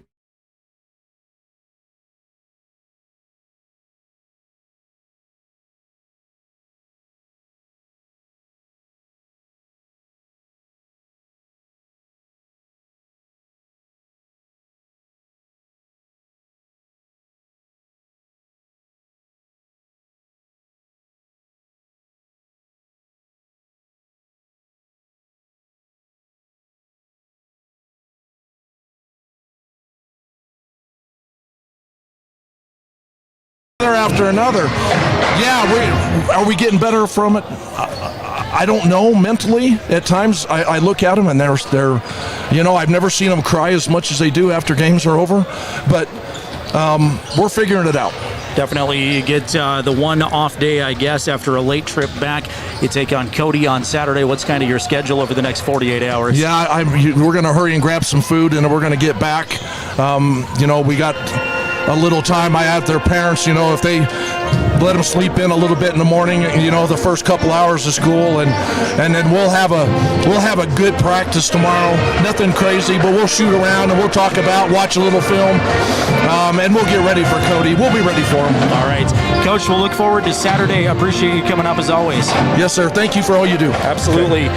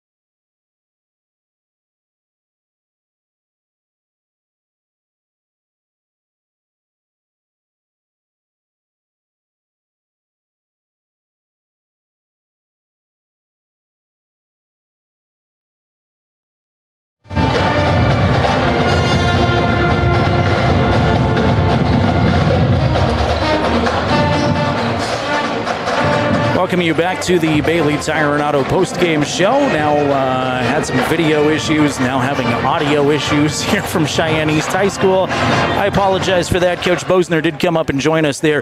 If you missed that conversation, frustrated with the loss, but liked the heart from his girls. Said he liked the defensive effort, especially in the second half.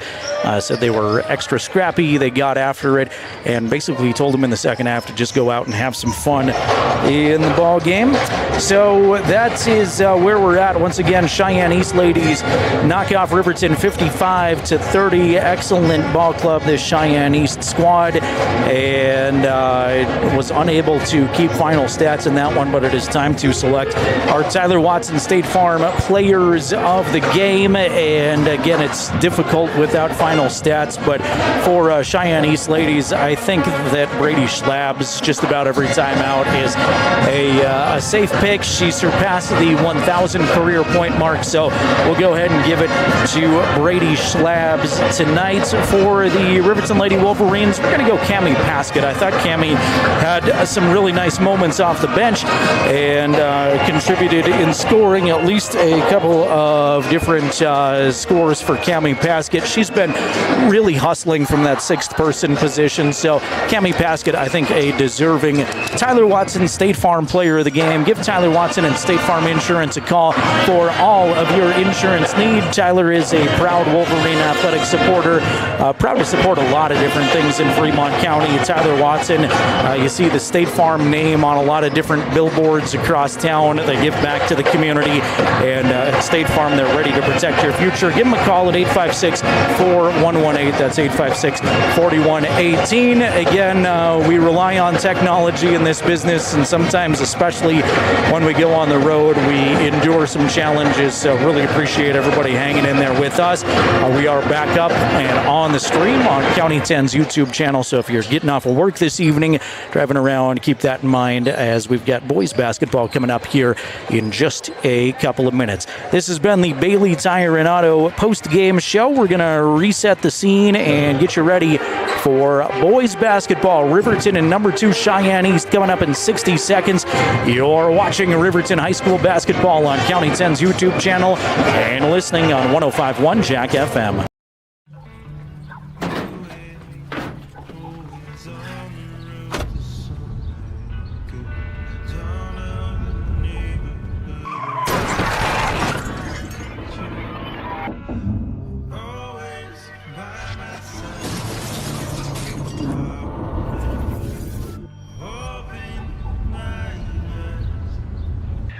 Why do we enforce seatbelt laws? Because in real life, you don't get a second chance. The Tyler Watson State Farm Agency is a proud supporter of Riverton High School Wolverine athletics. We understand the importance of community, and we're excited to be a part of it. As your neighbor, we're here to help you with all your insurance needs. We offer auto, homeowners, renters, business, and life insurance. So stop in and say hi, or give us a call today. The Tyler Watson State Farm Agency will be here for you.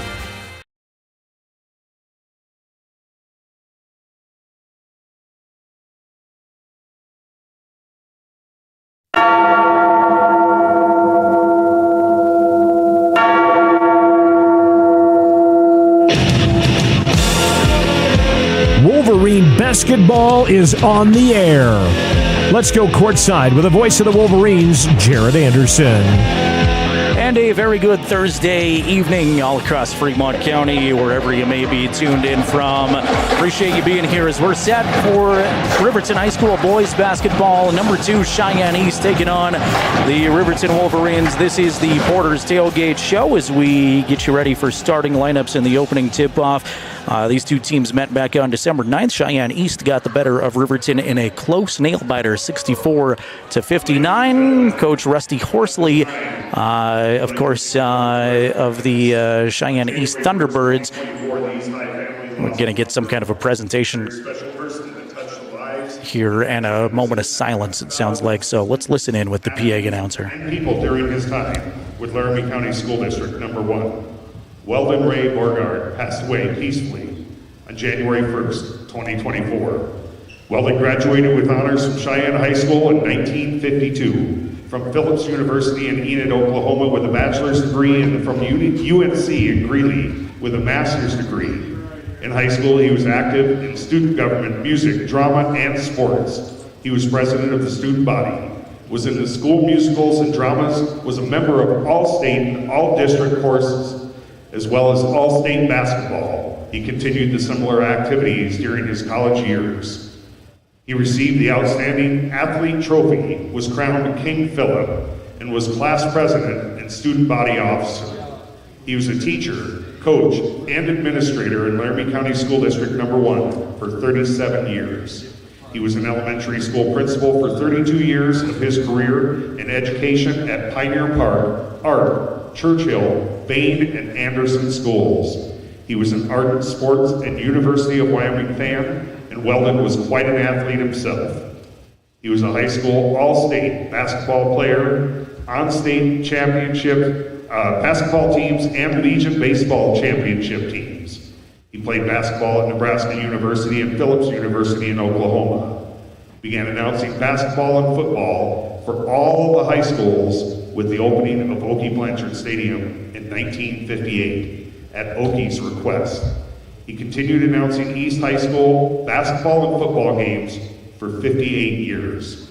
In 2002, he was recognized by Laramie County School District Number 1 and East High School for his years as a PA announcer for Cheyenne High School athletics, and had the press box at the original Okie Blanchard Stadium named the Weldon Beauregard Press Box. In 2008, Weldon was inducted into the Wyoming chapter of the National Football Foundation and a Hall of Fame for outstanding contribution to amateur football. East High School couldn't be more honored to welcome to the court Weldon's family, Martha, Weldon's wife, Kurt, Weldon's son, and his wife Tina, Weldon's daughter Kathy, Krista, Carrie, and Carrie's husband Kelly, Weldon's grandchildren Cassidy, Cora, Kaylee, Colby, Christian, Carson, and Carson's wife Rachel, and family and friends Keith and Cindy. Mr. Mirich, East High School Principal, and Mr. Slabs, East High School Athletic Director, along with East High basketball teams, would now like to present the family with a special memento in Weldon's honor. Your East High family thanks you, Weldon, for the enormous impact you had on so many. You will be missed, but never forgotten.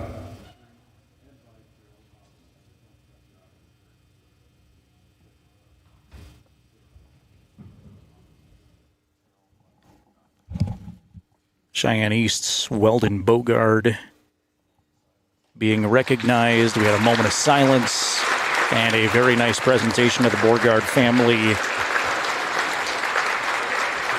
There you can see on your screen at County 10's YouTube channel. So for our radio audience, if you were unable to hear part of that, I had a pregame moment of silence and some remembrance for Weldon Beauregard, who passed away, and you heard the accolades there. Meant obviously a lot to Cheyenne Athletics and Cheyenne East High School. We're getting set for boys basketball here. Game 2 of our doubleheader. Lady Wolverines fell to the Cheyenne East squad 55-30 earlier this evening. Cheyenne East knocked off Riverton back on December 9th at the Stranigan Classic 64-59. Chatted with Rusty Horsley, the head coach of Cheyenne East's boys, who said, quite frankly, Derek DeVries is a difference maker. He's going to make up a lot more than 5 points, so they need to play better than they did the first time around against Riverton.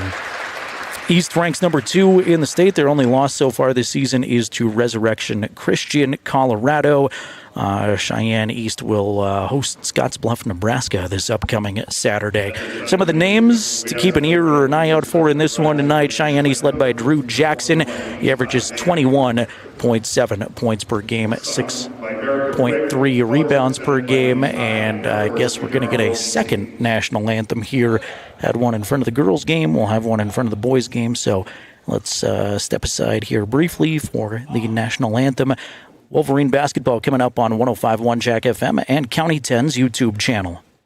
Mountain View Supply, your local experts in fire and water. We got everything you need for new installs to accessories, and don't forget our great selection of stoves, grills, and spas. We've been serving Wyoming for over 40 years, so you know you can trust us for quality products and expert service. Visit portersmvs.com or stop by our Riverton or Casper locations today. Porter's Mountain View Supply, located on 750 East Sunset Drive in Riverton. Perfect Power is a proud supporter of athletics and student athletes all across Fremont County. Perfect Power provides services for residential, commercial, and industrial jobs. Darren Hubble, owner and master electrician, has over 30 years of electrical experience. Darren's trustworthy team of professionals can get the job done right. Perfect Power, serving Fremont County and surrounding areas. Stop into 1320 West Main Street, Lander, or give them a call at 307-332-7184.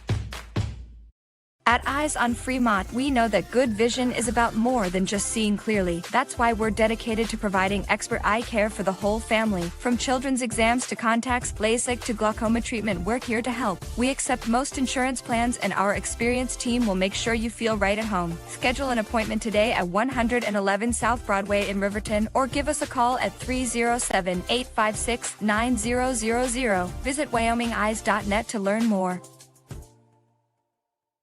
How many letters? 5 letters. Just think about, what am I doing right now? Smile. Smile? Uh-huh. This is so easy.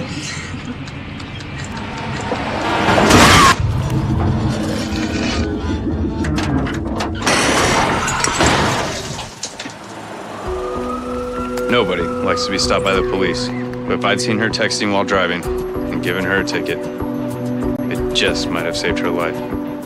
Myers. Your home for RHS basketball all season long. 105.1 Jack FM. Back here on the Porter's Tailgate Show.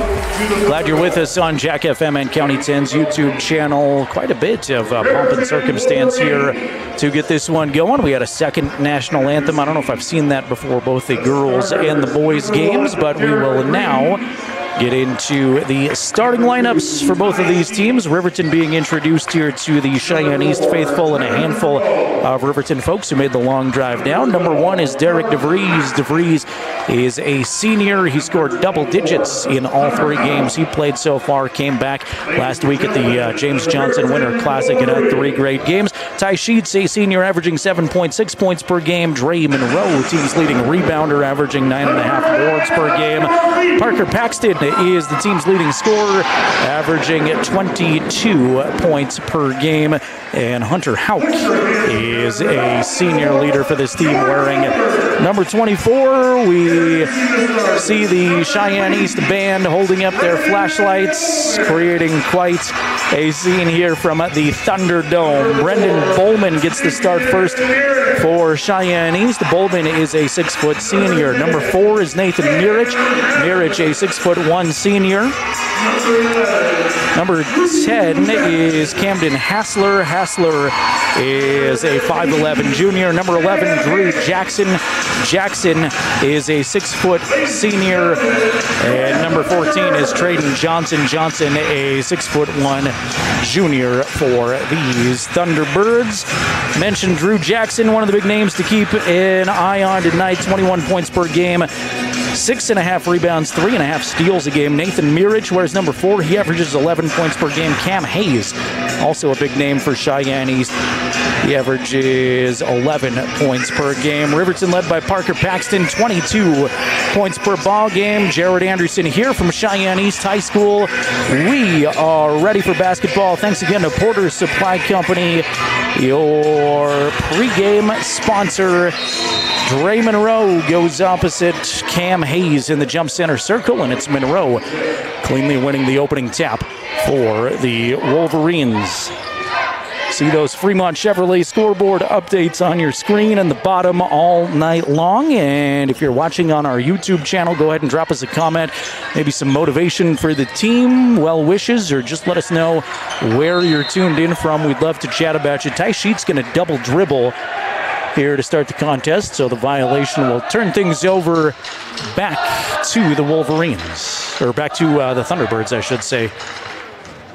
Drew Jackson with the slow walk up the floor. Drew fire up the offense, right side, outside. Mirich has it on the dribble, defended by Hauk. Now Drew Jackson spot up 3. That will be no good off the front of the rim, knocked out of bounds off of Cam Hayes last to the Wolverines. Paxton has Jackson on him defensively. Parker with some wheels will head across the timeline. Left-hand dribble looking for Hauk. Hunter was ready to cut inside. Luckily, he saw that ball coming to him and then made the quick step outside to grab it. DeVries to Parker in the corner. Loves those baseline drives. Blocking foul on Drew Jackson as Parker put it on the floor. First foul of the ball game goes on East's leading scorer, Drew Jackson.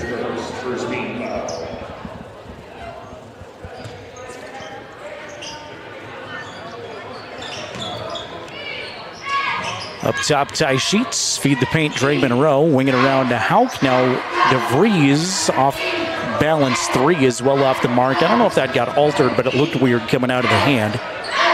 Bowman to Jackson. Now right side, outside Bowman, and back up top to Mirich. Nathan has DeVries on him defensively. There's Jackson from just beyond the free throw line for two. Got it.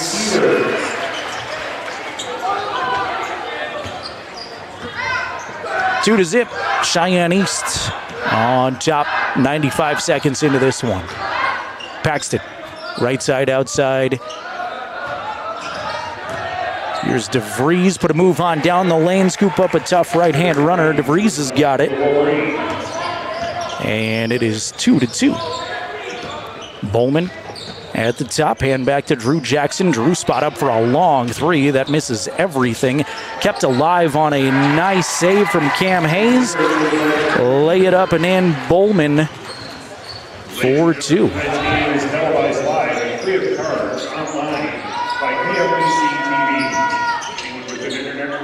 Sheets, right-hand dribble, stop at the angle.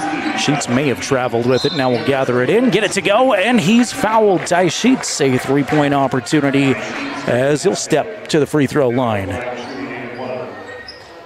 I want to say hello to Kenzie, and I want to say hello to the Gattenbein family, wishing the Wolverines good luck on our YouTube channel. Really appreciate you hanging in there with us through some technical difficulties earlier in the day here from Cheyenne East High School, but a good crowd on hand via the YouTube link for boys basketball action. Bowman put it on the floor now to Cam Hayes running through traffic. Gets that one to hang on the rim forever and drop. Cam Hayes with the bucket. Here's Paxton blowing by a defender to the rim, lay it up and in. Parker for two. Drew Jackson quickly into the east front court. Tough runner, was in deep, couldn't get it to go off of Monroe's hands. Jackson gets it back and is fouled. So Drew will step to the free throw line with a chance at two shots and to potentially break the early tie here. We've played 2:59 and are tied at sixes on the Fremont Chevrolet scoreboard. That foul, by the way, was Draymond Rowe's first.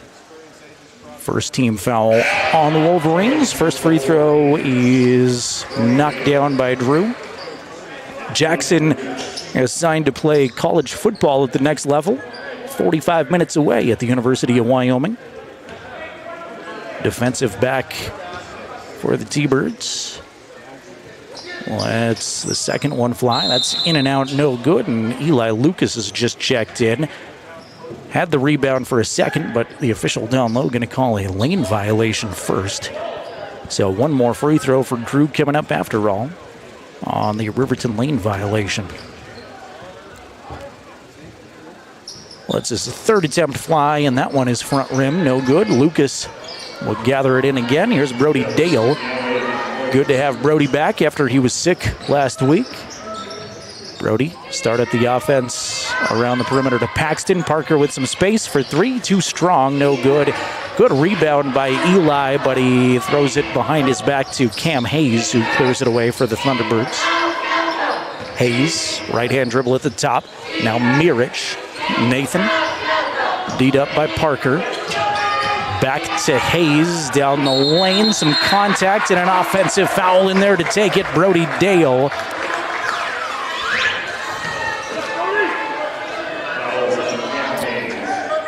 Cam Hayes picks up his first personal. I want to say hello to the good folks at Foundations for Nations checking in on County 10's YouTube link as well, saying go Big Red.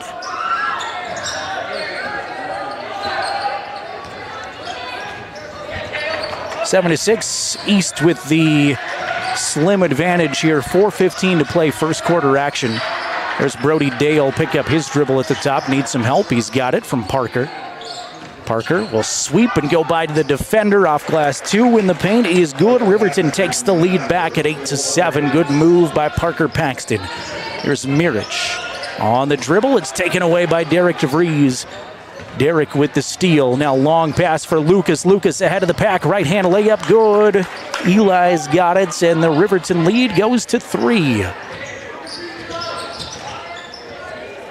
Bowman reloads to Lissman, who's recently just checked in. Down the lane. Shot is good, and a foul. That's Brendan Bowman, who got it right back from a Lissman. And Brennan's first bucket of the ball game. He's got a chance at a three-point play. Dick Quayle, Pat Patterson, the assistants on the bench. Bo Sheets in his 6th year at the helm of Riverton boys basketball. Rusty Horsley, the head coach of Cheyenne East, also in his 6th season, was the girls varsity coach before moving over as the boys coach. Free throw is in and out, no good. Sheets is there to clear it away for Riverton. Ty quickly races into the front court. Sheets on the dribble, hands back to Lucas. Eli running past a defender, cannot get the layup though, left it just a little bit short. And into the ball game is Trayden Johnson. Had Johnson in the starting lineup was indeed Cam Hayes instead of Johnson. Almost stolen away by Dale, unable to gather it in. Renton Jensen is also in for East. 3 by K.O. Lissman is good, and the Thunderbirds take the lead back 12-10. 2:56 remaining first quarter. Real quick rest for Derek. He's back to the check-in stand already. Here's Parker way up top, asking for a screen via Hauk.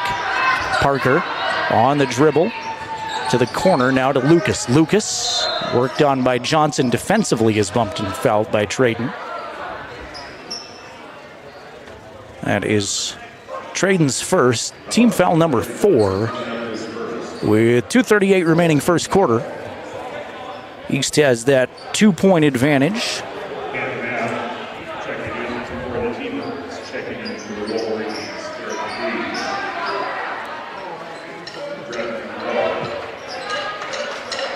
DeVries to inbound under into the left of the Wolverine basket. Has Parker in the corner 3. That's no good. Dre soars in to try to get it. Bounces high. DeVries to Sheets for 3 at the top. Good. Give Dre Monroe credit there for keeping the play alive. And then Ty Sheets with a rejection at the other end. Knock it out of bounds. And it's off of the Wolverines, back to Cheyenne East. Camden Hassler returns to the Thunderbird lineup. K.O. Lissman, a senior, to trigger it in. Does so to Cameron Nath. Right back to Lissman. Corner for 3 is nothing but net.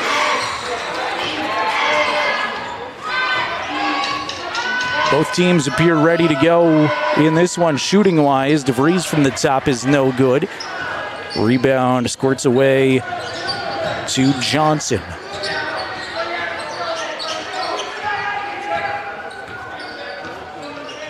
Almost a steal near midcourt by Monroe, but now East has numbers for a second. Now Riverton will get back defensively, and a foul down low, I think, is going to go on Hauk. Hauk gets an explanation. And it will be on Hunter. That'll be Riverton's 3rd team foul.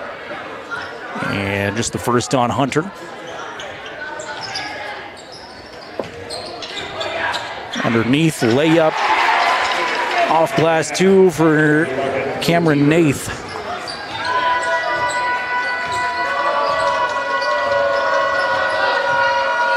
Here's DeVries for 3. Good. Just spot up and shoot it. Derek DeVries will knock down the 3-pointer.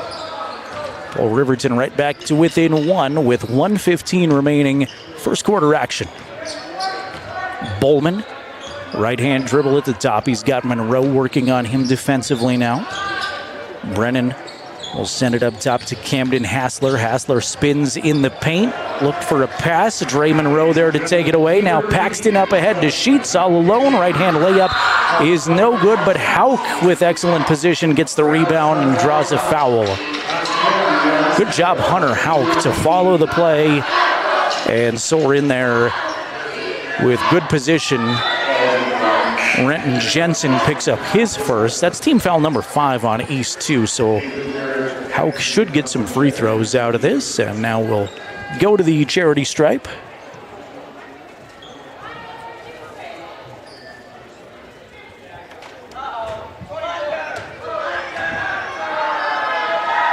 Hunter's first free throw is front of the rim, no good. One more chance at it here. 55 seconds remaining in the quarter. Cheyenne East ladies knocked off the Lady Wolverines 55-30 earlier in the day as Hunter can't convert either free throw. Rebound cleared out by the Thunderbirds. Johnson put a move on down low, trying to work on Monroe. Couldn't get it to go. Offensive rebound put back, and a foul. Is it on the floor or on the shot? Official going to say on the floor before the shot attempt. So East with the offensive board, and now an opportunity with the ball back. Lob alley-oop, laid up and in by Cameron Nath.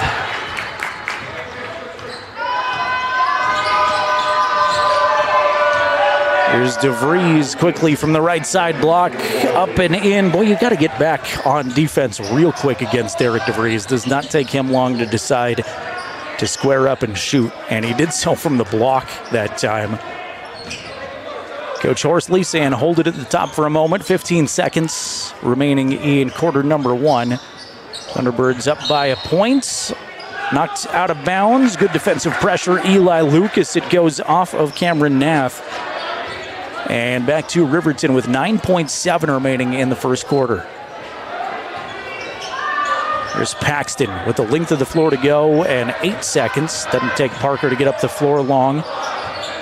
There's Sheets, offensive foul. Looked like he pushed off, and the official caught him doing it. Player control foul on Ty. Gives it to East with 2.9.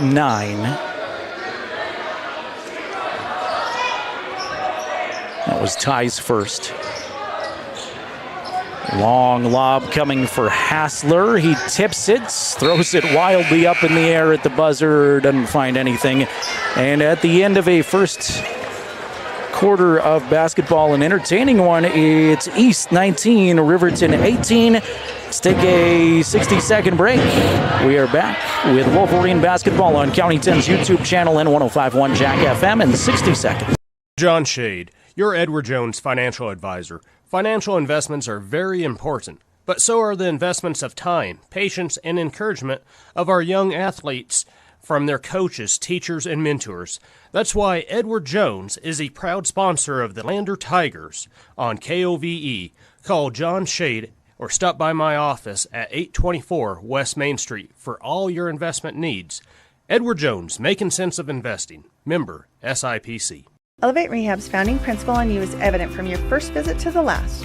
Our practice model ensures treatment as you deserve, a private one-on-one session with a licensed therapist the entire visit, every visit. All therapists hold advanced credentialing, including 2 certified hand therapists, an orthopedic clinical specialist, an MDT therapist, as well as pelvic floor and pregnancy rehab offerings. With over 100 years of combined experience between our 7 clinicians, Elevate is your ticket to health.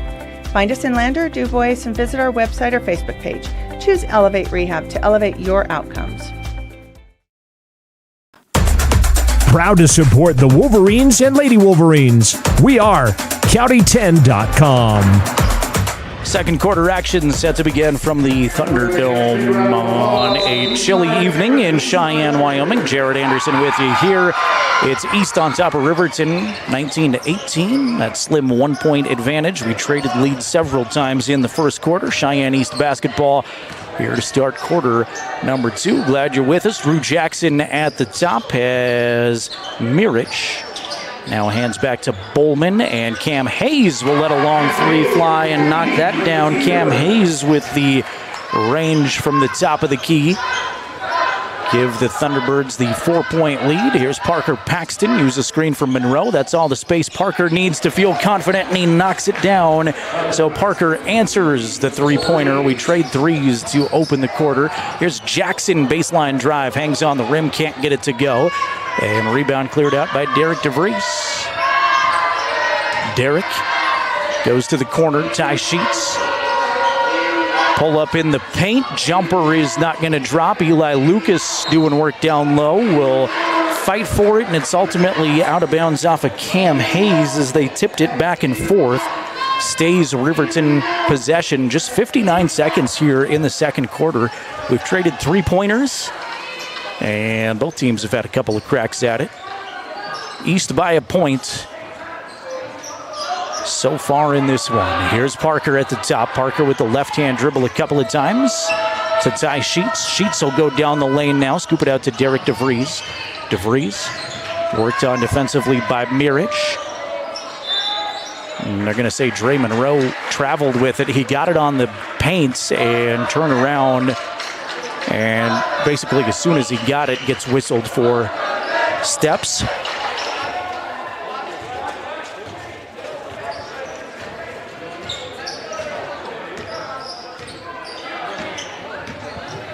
Drew Jackson at the top for the T-Birds. Gives back to Mirich. A long three is even longer off the back of the rim. And a rebound foul whistled on East. They're going to get Camden Hassler for his second personal. First foul on anybody of this quarter.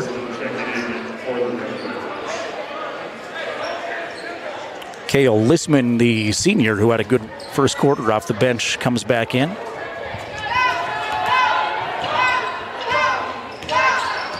Parker, move it up the floor for the Wolverines. Now hand back to Ty. Sheets has had a nice start to this one, too. Now DeVries holds it way up top. Cheyenne East Band has been vocal all evening long. They certainly were in the girls' game, and that continues here. Knocked out of bounds, stays Riverton ball. Drew Jackson there on the hustle play, and Parker will kick it over to the referee soccer style.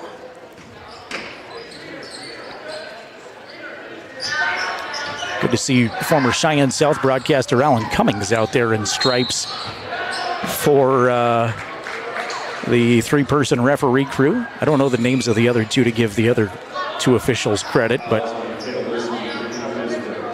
Alan for a while was the voice of the Cheyenne South Bison. Cale Lissman picks up his first personal, ball out of bounds to the Wolverines. Lucas gonna try baseline, scoop up a reverse layup. He's got it. What a pretty shot. Eli Lucas, and Riverton takes the lead back.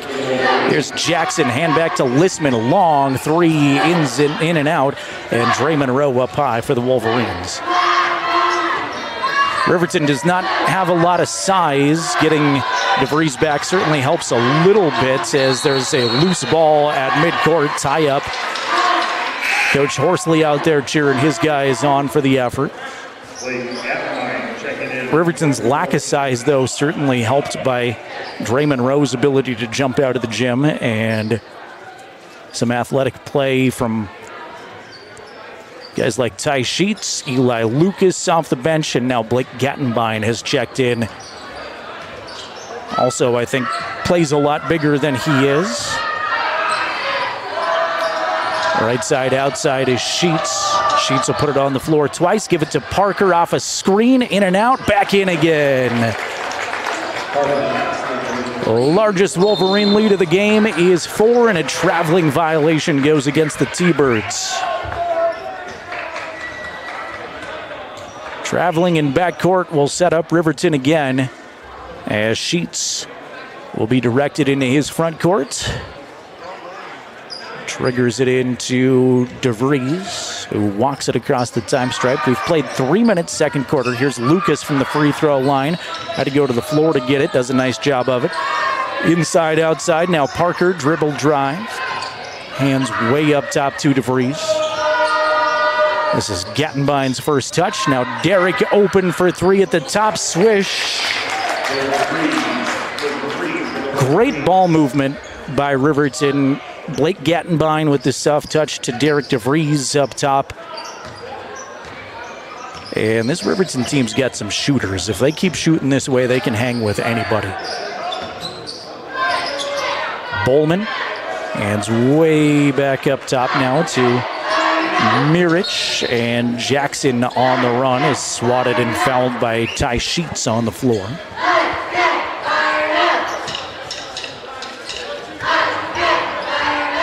That's Riverton's first team foul of the second quarter, Ty's second personal. Welcome Becky joining us on our YouTube channel, saying go Wolverines. Bounce pass to Mirich, off glass, lay it up and in. Nice entry pass there from Cheyenne East. And that stops a little Wolverine run here. Riverton lead is 29-24. 4:05 to play second quarter on the Fremont Chevrolet scoreboard. Brody Dale back in. Brody may be on some limited minutes here after the illness kept him out last week. Either way, still great to see him back in the lineup. Here's Dre, pivot around, mid-range jumper, no good. Long hustle for the rebound, and it's off of Riverton. They'll give it to East. Was Drew Jackson and Parker Paxton, who are both very speedy in the corner, just tangled up with each other. And honestly, I don't know how the official determined who that was off of, because they both kind of had a piece of it from this vantage point. Drew will slow it up for a moment, walk across the midcourt center stripe. Now Mirich has it. DeVries on him defensively. DeVries going to pick his pocket. Here comes Derek, one-on-one, and a foul behind the play. They're going to give it on Mirich. So I guess the foul was on DeVries. Mirich must have got him from behind, because I didn't see a lot there. You may have seen more on your screen than I did, but either way, Mirich picks up his first. Third team foul on the T-Birds. Paxton will fire up the Riverton offense. East, by the way, still in that 2-3 zone. We've seen that throughout so far. Right side, outside, Parker. Now Brody Dale left alone, long three, too strong, no good. And up high for the rebound is Wyatt Dean. First time I've called Wyatt's name with an impressive rebound. Bowman at the top.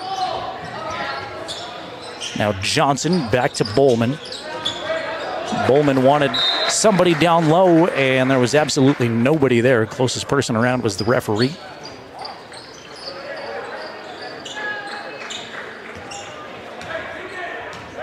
.250 remaining first half. Fremont Chevrolet scoreboard has Riverton on top at number 2, Cheyenne East, 29-24. Brody at the top.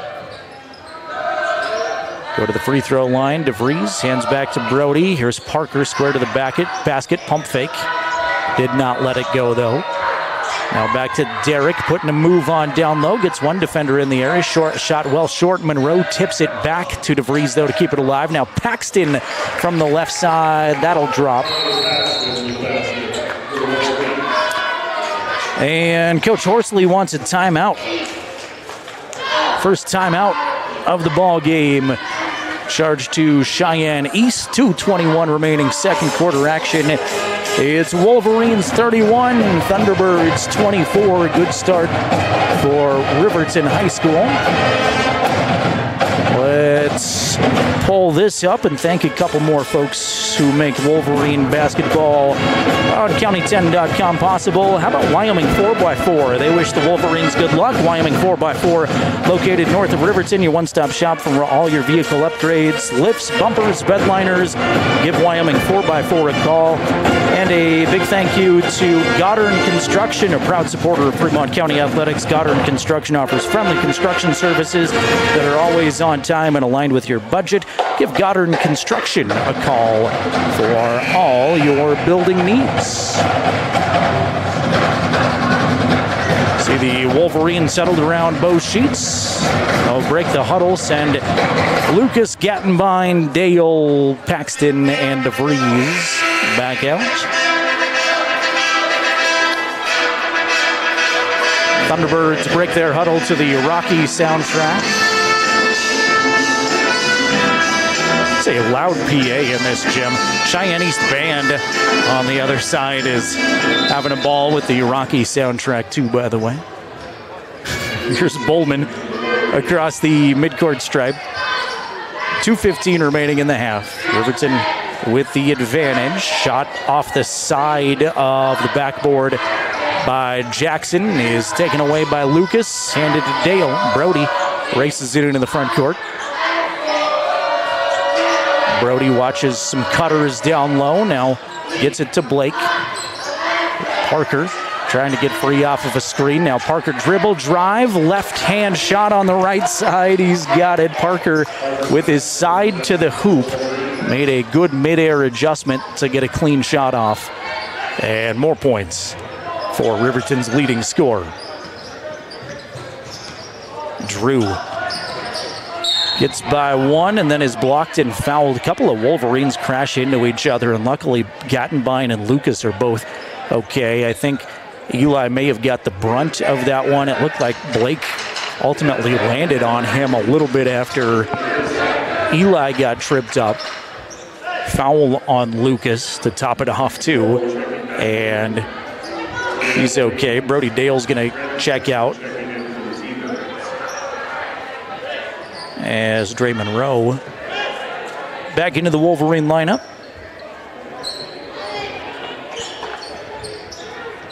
Lob entry pass for Jackson is well defended by Lucas, taken away by Monroe. Dre up ahead to Gattenbein, back to Dre, off glass, they've got it. I'm telling you, this ball movement team effort from Riverton in the first half has been fun to watch. See if they can keep that up all game long. Here's Hayes, scoop it back to Drew for three, front rim no good. Monroe tried to crash in hard, ball goes out of bounds off of Dre.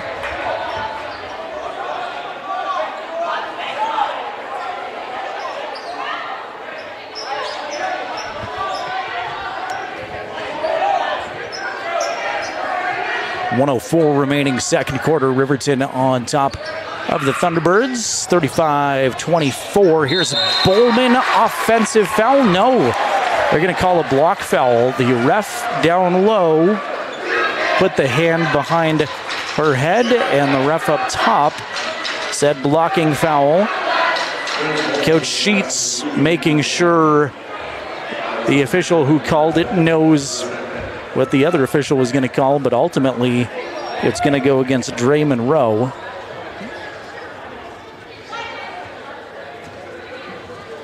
And free throws coming up here for the T-Birds.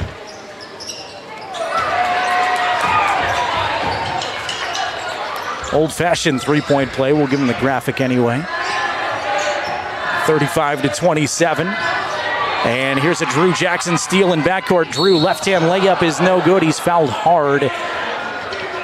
Crashes to the floor, and give credit to Derek DeVries, who did not mean to foul hard. I don't think was right there to make sure Drew got up okay.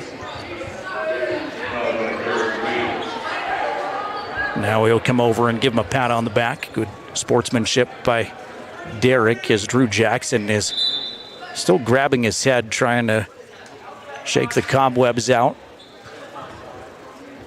See if they send in a sub for the injured Drew Jackson. Hopefully Drew's okay. Took a hard spill on the free throw. Will come out to a nice round of applause, and Cale Lissman will shoot his free throws.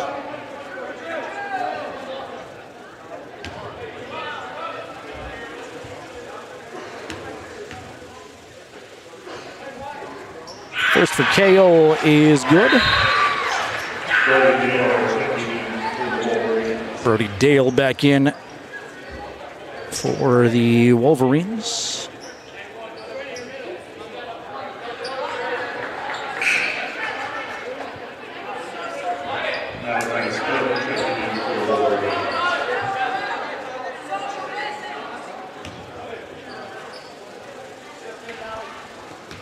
One more for Lissman.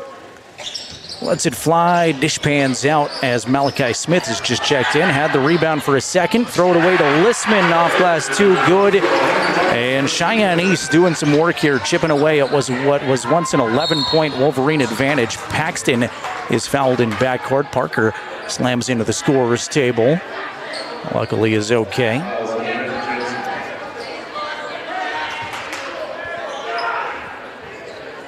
Brenton Jensen picks up his second personal. Fourth team foul on Cheyenne East. Just 35 seconds remaining in the half. Riverton on top of East 35-30. Here's Parker, has it stripped and taken away by Bowman. Brennan one-on-one, lay it off the glass. Good. And a whistle after the shot. Coach Sheets arguing for something. I think they're going to get Listman. They either got Listman or Malachi. It's a 33. I don't know who it's on. It's on Listman, I guess, after the bucket. So after the shot was good, a foul on the Thunderbirds. And now with 22 seconds remaining in the half, here's Malachi in half court across to Gattenbein. He'll pull up for the mid-range two. That's no good. East fans making a whole lot of noise. Their team on quite the run here with less than 10 seconds to play in the second quarter. Bowman holds it at the top. Now to Hayes. They'll weave. Listman looking to get free for three. That's no good at the buzzer. And so at the intermission, Riverton is clinging to a 3-point advantage. Impressive couple of minutes there for Cheyenne East to send them into the locker room. However, it was once an 11-point Riverton advantage, and it is now a 3-point halftime lead for the Wolverines. The Buckle Up for Life Wyoming halftime show coming up here in just a couple of minutes. It is Riverton on top of Cheyenne East, 35-32. Let's take a quick time out. We're back after this. You are watching the Wolverines on County 10's YouTube channel and listening to radio coverage on 105.1 Jack FM. Mountain View Supply, your local experts in fire and water. We got everything you need for new installs to accessories, and don't forget our great selection of stoves, grills, and spas. We've been serving Wyoming for over 40 years, so you know you can trust us for quality products and expert service. Visit portersmbs.com or stop by our Riverton or Casper locations today. Porter's Mountain View Supply, located on 750 East Sunset Drive in Riverton. Myers Gambles is your one-stop shop for furniture, mattresses, and appliances in Lander, Wyoming. We have an unbeatable selection of furniture for your living room, bedroom, and dining room. Plus, we have the latest trends in home furnishings. Our mattresses are comfortable and affordable, and our appliances are built to last. Whether you're looking for a new TV, sofa, or refrigerator, we have the perfect finish, style, and function for your home. Visit us at 420 Main Street in Lander, or check out our website, landergambles.com. Did you see Allison at lunch today? I'm gonna text her. I'm gonna text Allison. Hey, hold up, Matt's calling me. Hey, we got the food and we're on our way right now. Hey, who's coming, bro?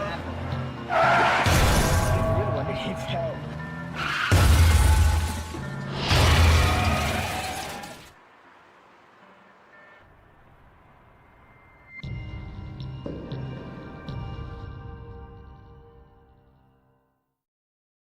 At Eyes on Fremont, we know that good vision is about more than just seeing clearly. That's why we're dedicated to providing expert eye care for the whole family. From children's exams to contacts, LASIK to glaucoma treatment, we're here to help. We accept most insurance plans, and our experienced team will make sure you feel right at home. Schedule an appointment today at 111 South Broadway in Riverton, or give us a call at 307-856-9000. Visit wyomingeyes.net to learn more.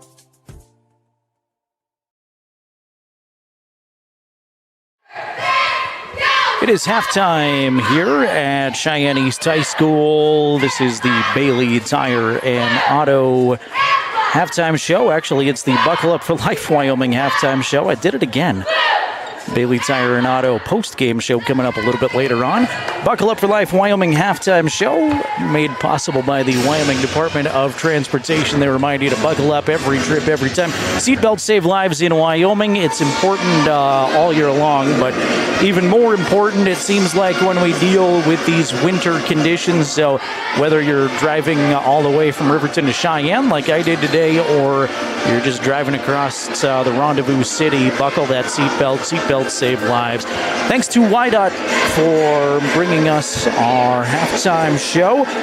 Riverton on top of the Cheyenne East Thunderbirds 35-32. They trailed 19-18 at the end of the first quarter. We exchanged leads quite a bit in the first quarter, and Riverton held the lead the entire second quarter, led by as much as 11. Cheyenne East went on an 8-0 run at one point in the second quarter and has whittled this Riverton lead down to 3. Wolverines still hanging on 35-32. I'm a one-man band here, so to speak, on the broadcast tonight. So between our technical issues and the camera, don't have first half stats necessarily to bring you, which I apologize for, but trying to man all of the other equipment this evening. We will get a write-up for you at county10.com following this one with some official stats. And coming up after the game, when we do actually get into our Bailey Tire and Auto post-game show, I'll have some comments from Coach Bo Sheets, as well as our Tyler Watson State Farm player of the game. If you missed it earlier, it was the Cheyenne East ladies knocking off Riverton in convincing fashion, 55-30. They complete the regular season sweep on Riverton as Lady Wolverines played them at the Stranigan tournaments and lost that one with a similar score. And then they come here to Cheyenne East High School. Of course, Riverton tried to make this trip to Cheyenne East a couple of times last year.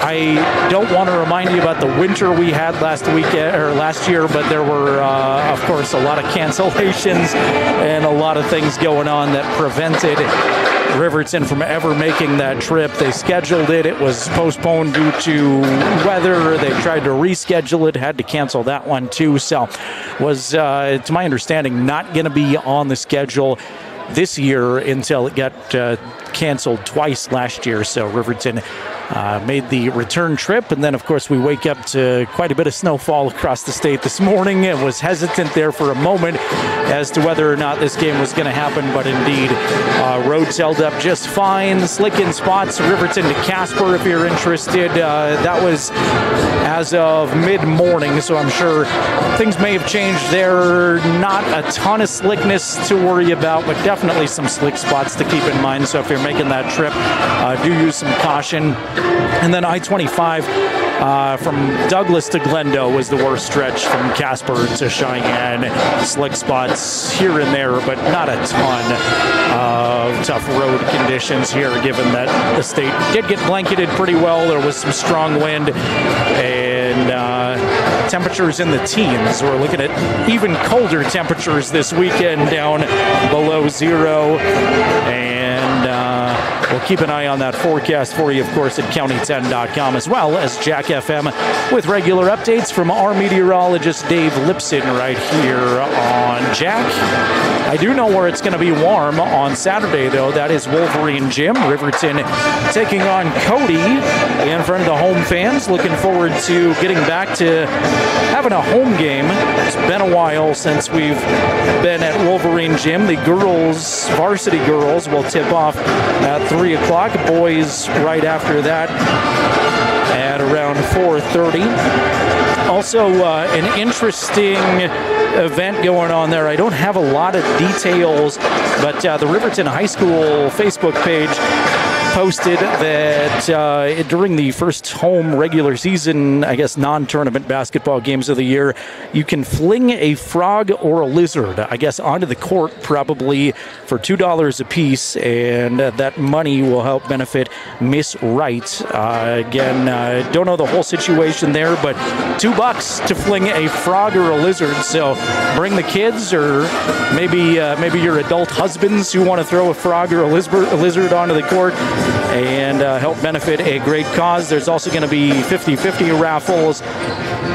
You get one for $1 or an arm's length for $20, I'm told. So lots more details about that fundraiser to benefit a local community member on the Riverton High School Facebook page. Hope you'll come out, bring a few extra bucks if you can, and donate to the cause. This is the Buckle Up for Life Wyoming halftime show.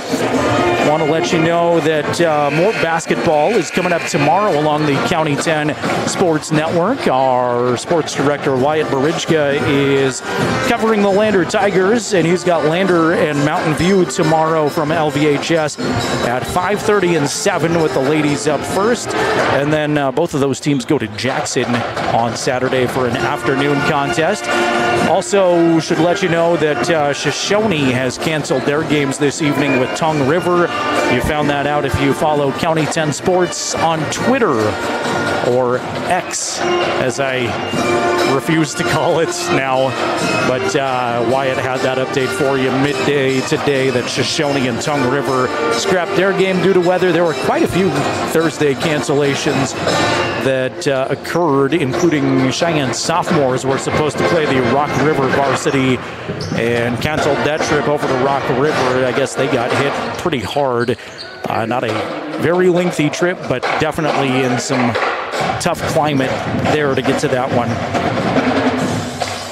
Second half set to resume here in just about 30 seconds, thanks to the Wyoming Department of Transportation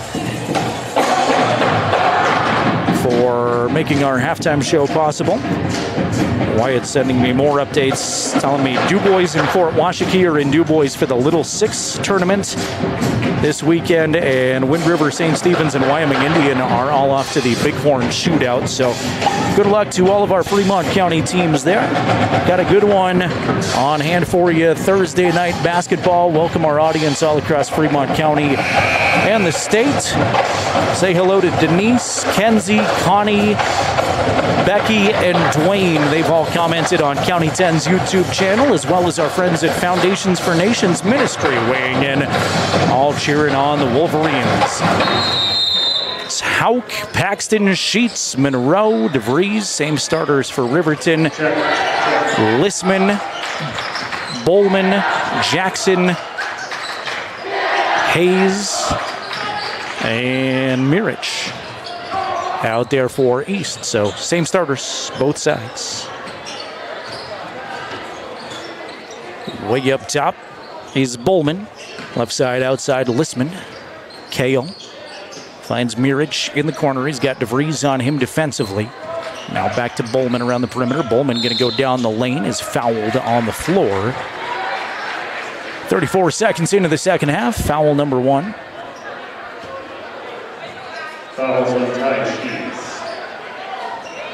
That's Ty Sheets' third personal.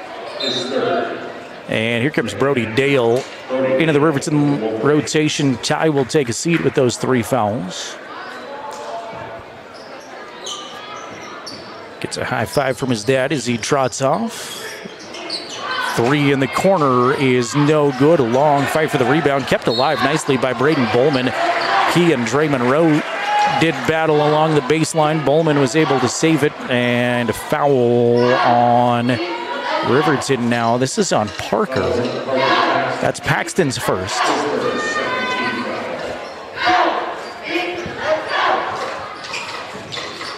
Inbound to Hayes, hang in the air for 2. Got it. Cam Hayes with a pretty shot to open the scoring here in the third quarter. Pulls East to within 1. Riverton's first possession of the third quarter, knocked away out of bounds, stays Riverton basketball at midcourt. Also played by senior Brendan Bowman.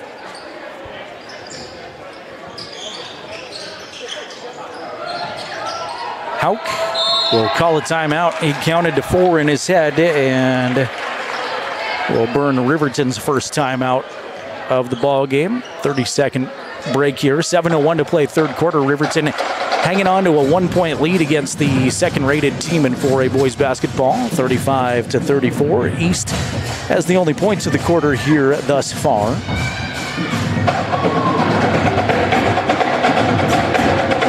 Want to say thank you to Wyoming Catholic College. Proud to cheer on our local athletes. You can find the Wyoming Catholic College Students of the Week at county10.com. Also, big shout out to Red & Kane and Associates in Riverton. Proud to support local athletes. Your tax professionals at Red & Kane and Associates, 202 North Broadway, online at rivertoncpa.com. Back to action via Leonard Skinner. Here's Dale in backcourt. Bowman on him. Now they're going to try to trap at midcourt. Give it to Monroe as they'll break that 10-second count, and Dale is pushed to the floor and fouled. It is a Hassler foul.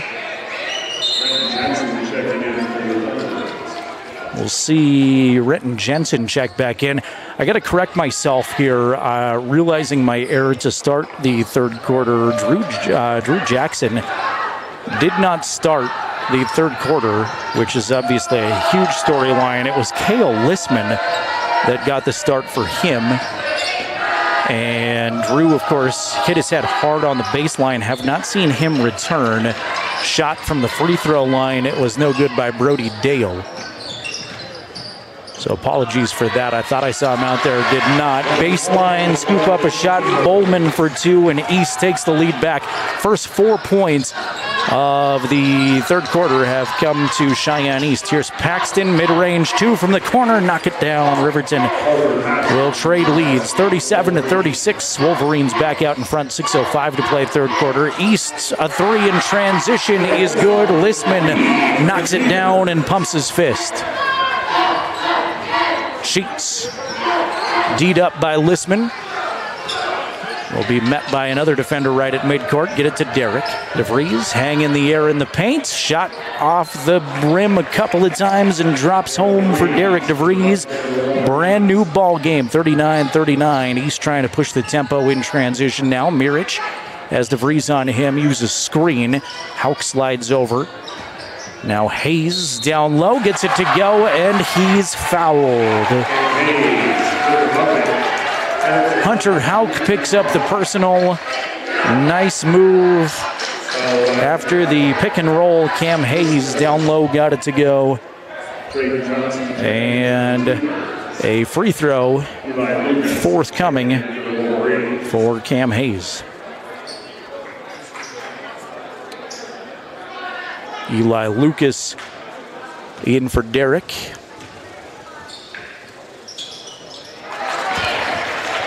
Free throw is good. That was Hauk's third personal, by the way, so both Hauk and Sheets now with three.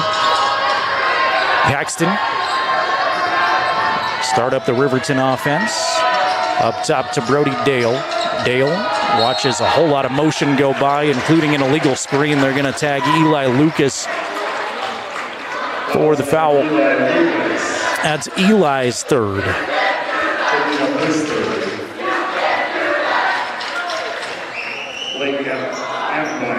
Gattenbein returns to the RHS lineup on the floor.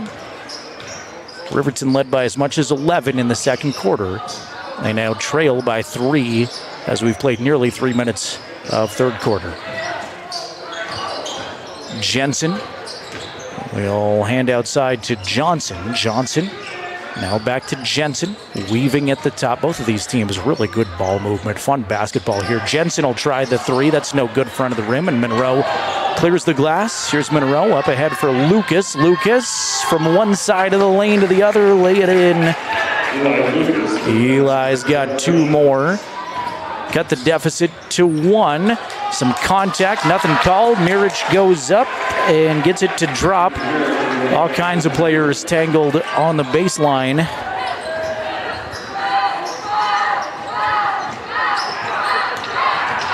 Here's Parker.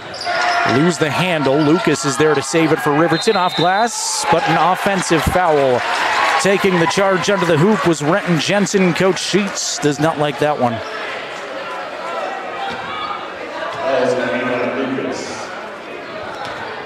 Eli picks up the personal, and that's going to be his fourth. Eli grabs a seat. Derek DeVries back in. That's tough. Eli having a great night. Just that foul trouble going to prohibit him from getting some moments in here. Ball's on the floor, scooped up by Brody Dale. Ahead to DeVries. Derek between the legs dribble. Will wait for his teammates to come back. Derek working on Hayes is poked and fouled. DeVries checking back in for the Wolverines. Fouls on Cam Hayes, taking up his second. Cam Hayes picked up his second, by the way. Lob for DeVries, knocked out of bounds.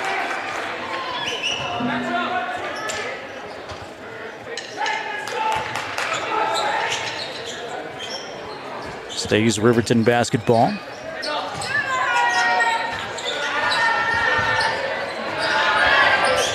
Derek on the dribble, off glass, can't get it to go, but he draws the foul. So with 3:52 to play in the third quarter, Riverton got to get some free throws here. Derek DeVries steps to the line. Riverton trailing by 3.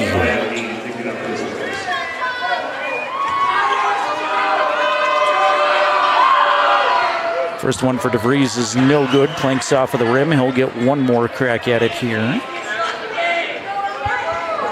Working to reconnect our audience on 105.1 Jack FM.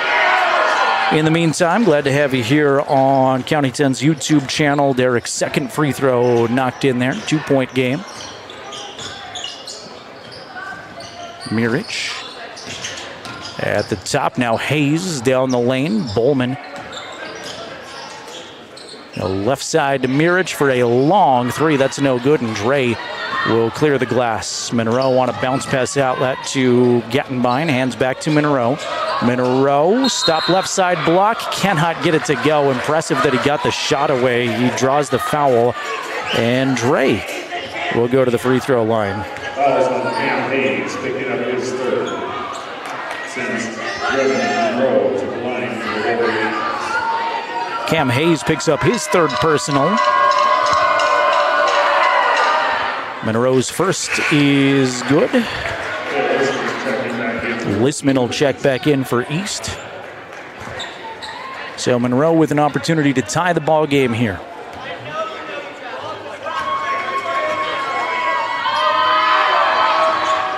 Off the back of the rim and stays out. Hayes will gather it in. Now to Listman. Kale hands back to Brennan Bowman. Paxton on him defensively. Now back to Listman, who's open for three. That's short. And Monroe again make sure the Thunderbirds are one and done. Riverton with the possession, trailing by 1. 3 minutes remaining third quarter. Here's DeVries. Parker will spot up straight away. 3. Good. Parker gives the Wolverines the advantage back.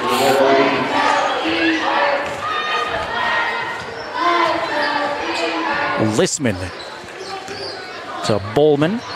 Brennan, left-hand dribble, now goes to Johnson. He'll square up for 3. That clanks off the rim, and DeVries will gather it in. Derek on the run for the Wolverines. They lead by 2, 46-44. Dale with the basketball, pivot around looking for some help. Will reload way up top to Derek, who stands in that midcourt center logo. Foul is going to be on Gattenbein, who got tangled up on the other side with Bowman. And it'll be East basketball with the length of the floor to go.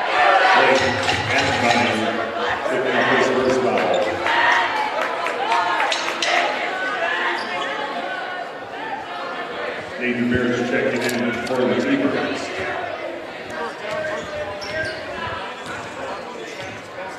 Slow walk up the floor for Listman. Kale's met defensively by Dale. Now right side they go to Jensen. Renton bounce it a couple of times. Reload to Johnson. And here's Lissman at the top. Lissman past one defender. Scoop it out to Mirich. Lissman again with it. Now right side baseline. Way off balance shot. No good. Monroe blocked on the follow attempt by Johnson, but he also fouled Johnson. And a couple of free throws coming up here for Johnson. Traden dribbles it at the line, lets it fly. First is good.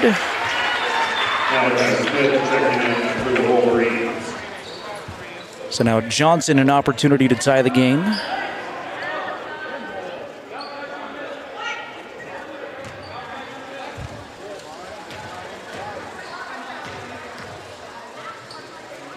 Lets it go, in and out, no good. Malachi there to take it away for Riverton. So Wolverines hold that 1-point lead. Long pass down the floor for Gattenbein. One-on-one turnaround two, no good. Monroe the offensive rebound, can't get the putback to go. Johnson will gather it in, and now a foul in backcourt on Dre. Good hustle play by Monroe, and he holds his head, frustrated that he committed the foul, but when you're hustling like that, sometimes you just get a hand in there in the wrong spot. Traden Johnson will go back to the line where he was just 1 of 2. Another chance.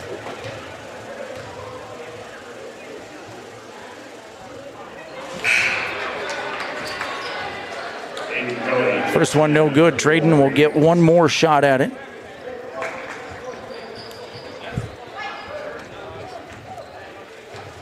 Shout out to Sheree and Maria weighing in on our County 10 YouTube chat.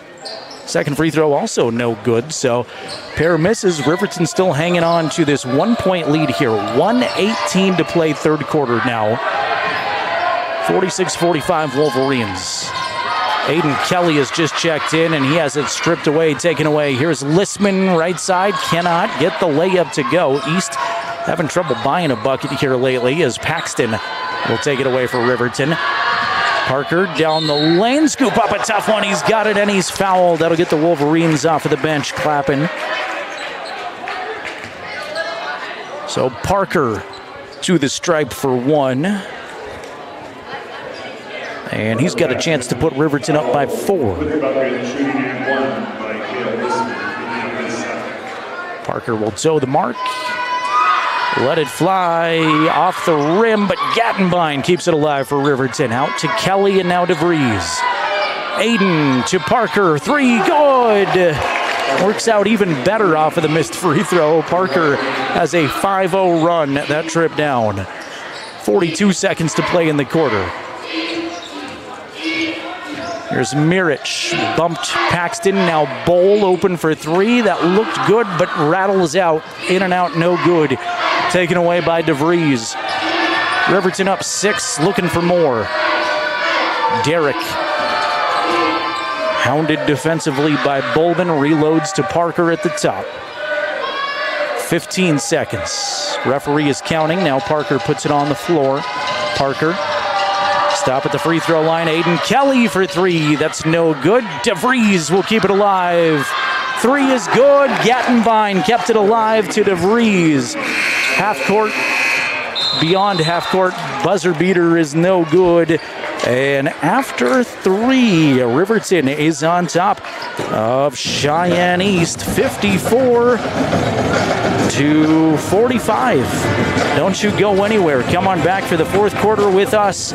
Final 8 minutes are on the way. You are watching the Wolverines on county10.com. Ready to explore Wyoming's stunning parks at Fremont Motors during the Open Road Sales Event. We're giving away a complimentary Wyoming State Parks pass with every vehicle sold, so you can get out and explore our beautiful state behind the wheel of a brand new vehicle. Plus, all Fremont vehicles come back by Fremont Care, so you'll be covered no matter what the Open Road has in store. Visit Fremont Chevrolet GMC in Riverton, or shop online anytime at FremontMotors.com and start your Wyoming adventure today.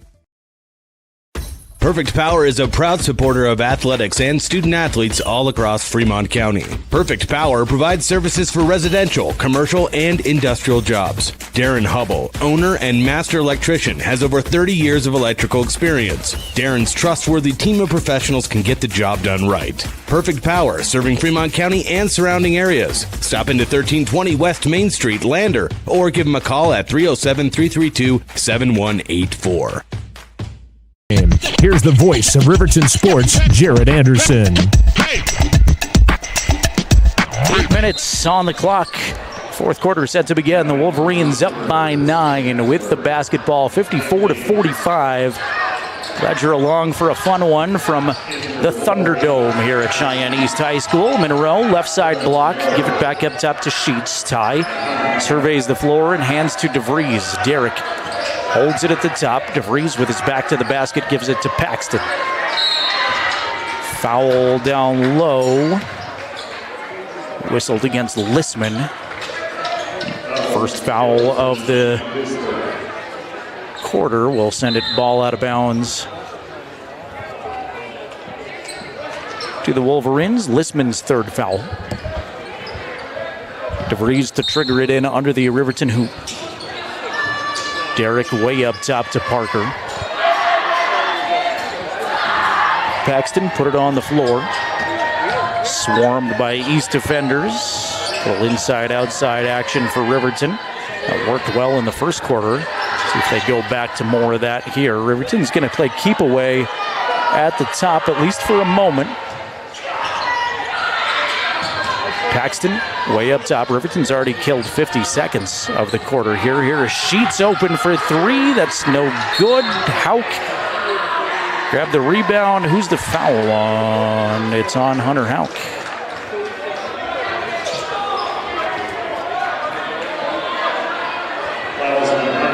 That's Hunter's fourth.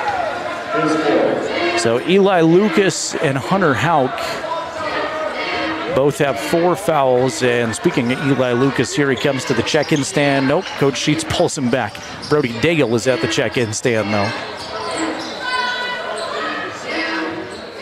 Riverton has put together a solid 3 quarters. As in deep there is Bowman for 2, lay it up and in.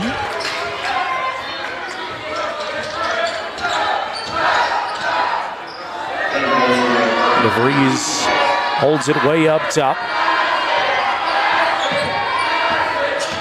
Cheyenne East band making a whole lot of noise this quarter. They've been vocal all game, but really trying to get things inspired for their team. Paxton, long 3, cannot get it to go. Too strong, and there's Mirich to take it away. Mirich ahead to Bowman. Lissman in the corner 3. That's no good. Rebound fought for, gathered in by Hauk. Hunter, take it away. Up ahead to Sheets. Ty, long pass off glass. Good.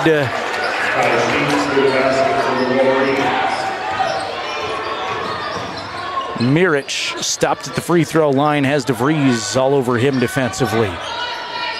And Drew Jackson has not played since the second quarter. Came down hard on his back and may have bumped his head. He was grabbing his head. Had a couple of free throws, was unable to shoot them. And don't see Drew on the bench either for Cheyenne East, so we wish Drew Jackson nothing but the best. Future Wyoming Cowboy defensive back. Here's Dre. Now to Parker, put it on the floor once, mid-range 2, looks pretty for Parker. Paxton. Mirich picked up the dribble, it's stolen away. Dale got a hand on it. Monroe there to clean it up, ahead to Parker, can't get it to go, but Paxton is fouled, and Parker will go to the charity stripe with 5:15 remaining in the contest. The Wolverine advantage, 58-47. And Paxton has an opportunity for 2 shots. While he's shooting, I'll work to reconnect our Jack audience here. Parker's first is good.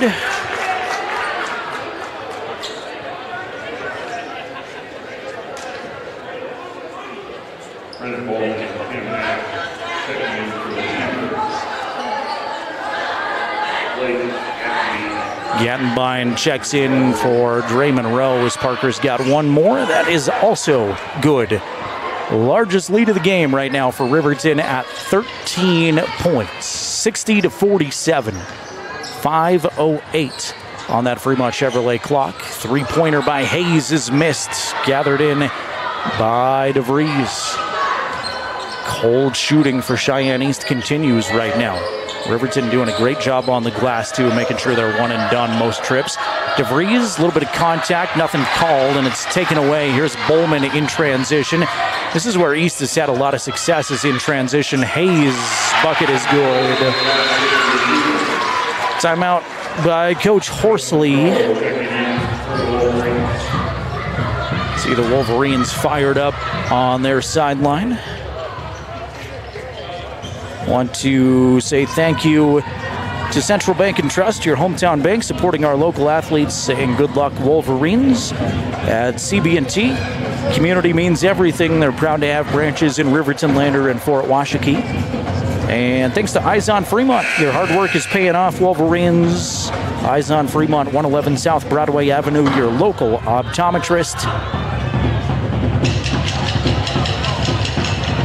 Again, Tyler Watson at State Farm will allow us to select a player of the game following this one. We'll chat with Coach Sheets. We'll chat with the Wolverine, too. The Riverton advantage is 11. 4:40 remaining on the clock.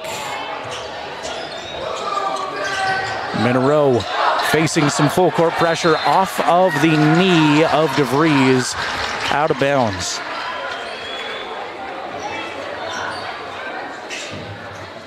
See if Riverton can dig in defensively here after the unforced error.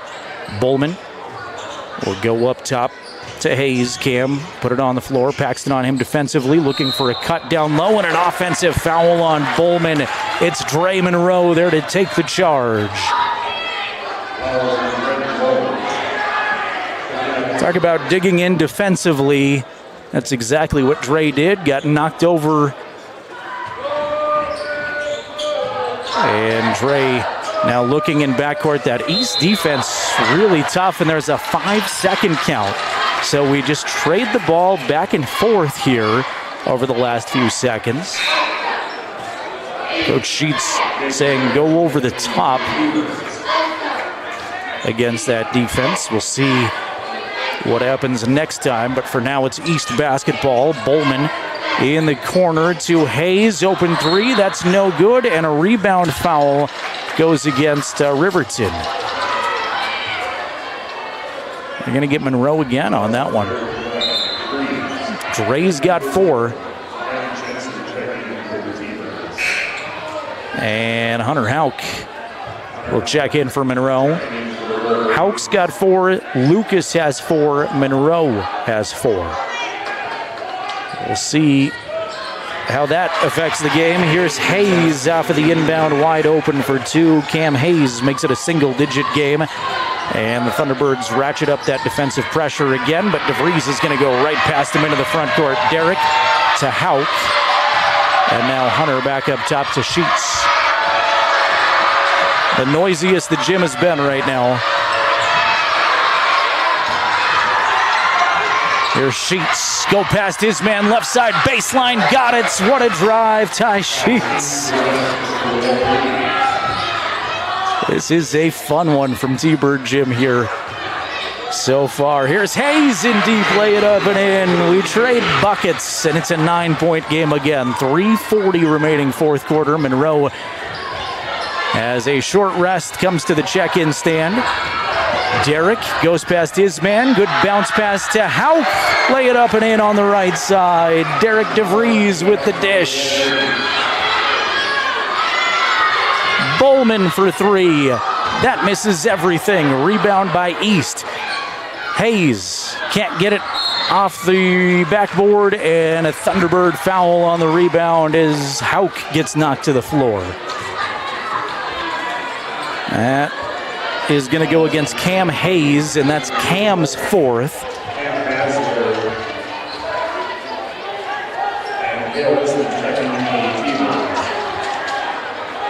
3:15 remaining fourth quarter.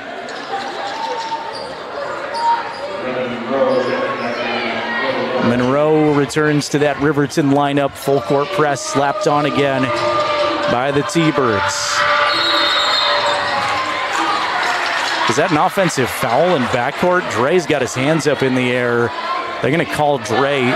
Dre checked in 3 seconds ago, and he just picked up his 5th foul. So out comes Monroe. They say he pushed off, I guess. You may have seen that on your screen at home a lot better than me. I didn't see a lot there, but obviously something, as Ty Sheets, Brody Dale, Hunter Houck, Derek DeVries, and Parker Paxton on the floor for Riverton. Turn the possession over back to Cheyenne East. Bounce back to Hayes. Hayes backing in on Houck. Fade away too strong. Houck is there for the rebound again. 3 minutes remaining in the contest, and Parker's tripped in backcourt. That is going to be the 5th foul on East. So Parker will walk to the charity stripe, and that is the 3rd foul on Renton Jensen. So not a bad guy to have at the line if you're a Wolverine fan, Parker Paxton. First one is good for the 4-time state golf champion, future Colorado Buffalo.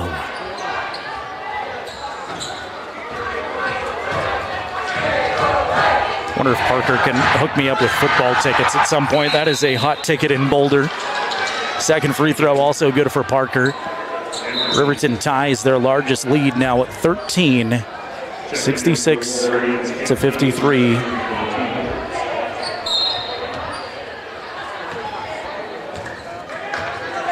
Hassler in backcourt across the timeline. We'll hand back to Bowman. Bowman has Sheets on him defensively. Gets past one, some contact. They're going to call a blocking foul on the Wolverines down low. That's on Ty Sheets. That is the 4th team foul, and I think it's ball out of bounds. It is. That is Ty's 4th.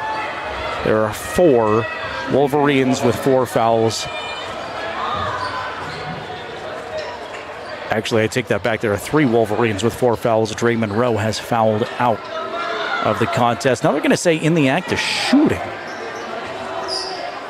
Interesting. Bowman at the line. Knocks it down. I guess he made the shot. I missed that completely. So, apologies. Looking at the player on the floor there. Here's Parker underneath. Can't get it to go, but he's fouled. So the 3-point play by Bowman at the other end that I was oblivious to makes this a 10-point game. It feels like the last 20 seconds of time on the scoreboard have taken forever.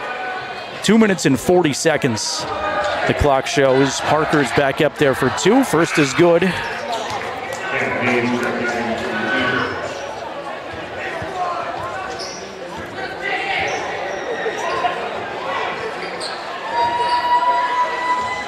Sheets comes out. Lucas checks in as Paxton sinks them both. Timeout taken by Coach Horsley. Wants a full timeout. We'll keep it right here. Again, more Fremont County basketball coming up this weekend. We'll keep you apprised of at county10.com. I know Shoshone and Tongue River had to cancel their games today. There were a few cancellations across the state due to those tough road conditions. Landers got Mountain View tomorrow from the Bob Carey Memorial Fieldhouse. Wyatt's got those games for you on County 10's YouTube channel. Then they go to Jackson on Saturday. Hopefully the trip over Togety Pass is good for Wyatt and the Lander squad. Wind River, St. Stephen's, and Wyoming Indian are at the Bighorn Shootout this weekend. DuBois and Fort Washakie are at a tournament, actually in DuBois, the Little Six tournament. And again, Riverton returns home on Saturday to take on Cody. Girls girls varsity action starts at 3, 4:30 for the boys varsity. Of course, the sub-varsity games earlier in the day there. I don't have the schedule in front of me, but go cheer on your Wolverines and Lady Wolverines at home this Saturday. East basketball, length of the floor to go. As the clock now running, 2:35 remaining in the contest. Here's Mirich from the top. 3 is no good. Hayes doing work on the glass. Will get the rebound. Cam goes back up strong and gets it to go. Nice bucket there for Cam Hayes.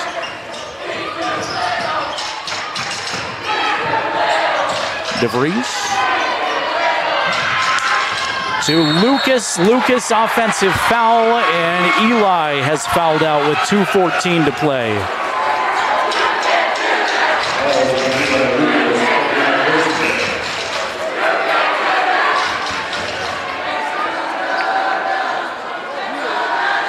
I thought Eli had a spectacular ball game. He got in foul trouble, but Eli did so many things well tonight as he'll check out. Sheets, Hauk, Paxton, Dale, and DeVries. Wolverine lineup digging in defensively now. 10-point game with 2 minutes remaining. There's Mirich for a mid-range 2. That's no good. Fight for the rebound. Bowman is tied up. Possession arrow says Cheyenne East. All season I've been in gyms where I can't properly see the scoreboard. This time I can see the scoreboard just fine. I can't see the possession arrow at all, though, so now it belongs to Riverton. Here's Hayes, left side block to Lissman, open for 3. That skims off to the right, no good, and a foul underneath. I think they get Paxton. A lot of fouls here down the stretch. That is on Parker. Parker's just his second personal, but free throws are coming up here for Camden Hassler. The junior toes the mark. Crowd goes silent. His first is good. Single-digit game again.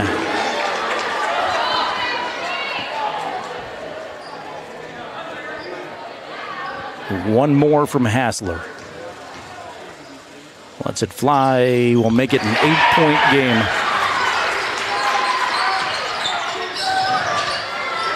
Sheets still looking in backcourt. Gets it into Paxton. Parker's double teamed. Gets past both defenders. Now races it into the front court. Loses the handle. Taken away. Here's Lissman all alone. Lay it up and in. It's a 6-point game. Timeout, Coach Horsley.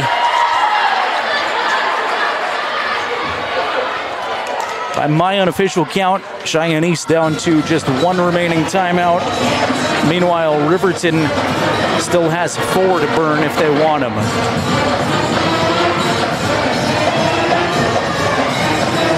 Fun one here.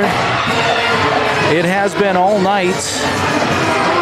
And obviously interested to see what happens in this last 95 seconds of regulation. Riverton's got the second-rated team in 4A basketball on the ropes, but a 4-0 run right there makes it a 6-point game, 68-62.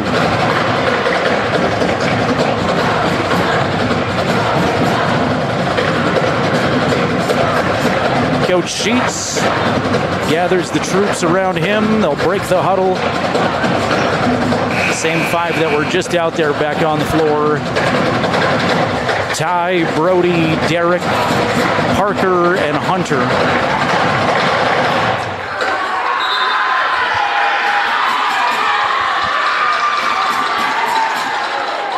East band, East fans cheering their guys on. Now Coach Sheets is going to answer with a timeout of his own, I think. Now the official's just going to walk over and talk with Coach Sheets. Official goes to the score desk, checks on something real quick, and we're back to action. That pressure, I think, is what Coach Sheets worked on there as they get it across nicely. Here's Paxton, cannot hit the layup. East in transition, 1:23 remaining now. Hassler. Hassled defensively by Dale. At the top, it's Mirich for 3. Front of the rim, no good. Fight for the rebound. Tipped around on the floor. Bodies crash everywhere. Coach Horsley wants a timeout. Do they grant it? I think they do. I think they're going to give Coach Horsley a timeout. They will.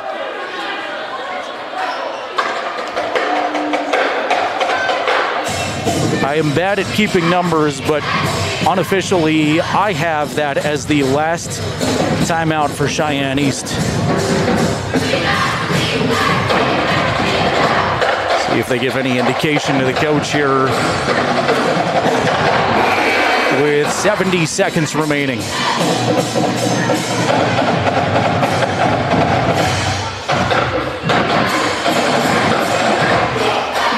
Again, we're back in action on Saturday. If you're a Wolverine supporter, hope you can come out to Wolverine Gym. If you are unable to make it, we'll have the video for you on County 10's YouTube channel.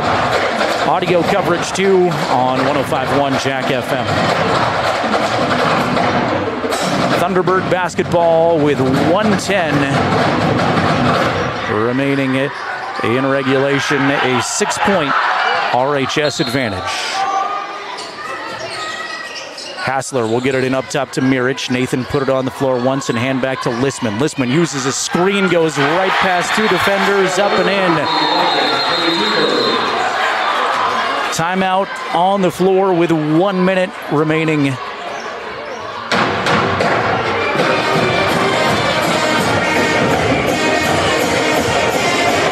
I want to thank Sutherland's in Riverton, Myers Gamble's Perfect Power Electric, Porter's Mountain View Supply, State Farm agent Tyler Watson, Wyoming 4x4, Northside Auto Body Shop, Baldwin Creek Rental, Eyes on Fremont Central Bank and Trust, Fremont Chevrolet, GMC, Red and Kane and Associates, Wyoming Catholic College, the Wyoming Department of Transportation, Elevate Rehab, and Goddard Construction, all for making Riverton High School basketball coverage, allowing us to go on road trips like this.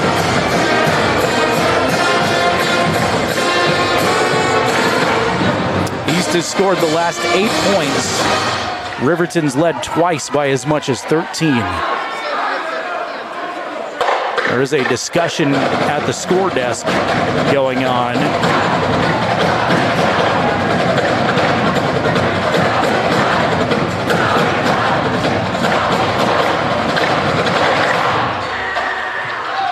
Could be about the timeout situation.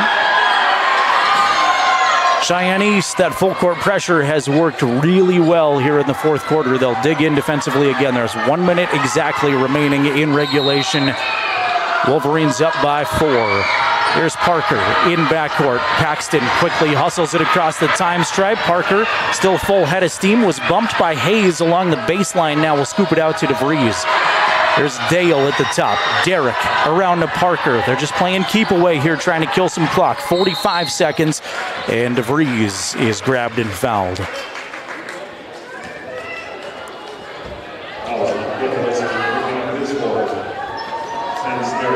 Listman picks up his fourth. 43.8 on the clock.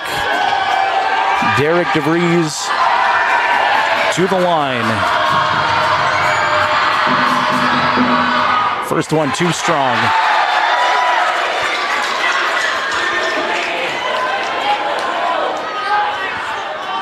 One more for Derek.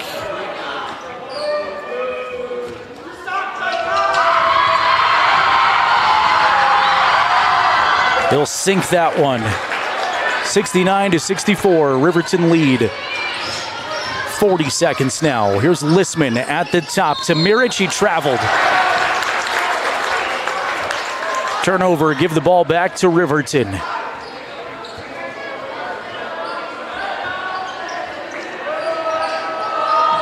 Sheets still looking in backcourt. Poked away, stays Riverton basketball. Mirich with the hustle play. Wolverines lost to this Thunderbird team by 5 on December 9th. Would love a little redemption. Parker's fouled in backcourt. Paxton will make the long walk to the free throw line.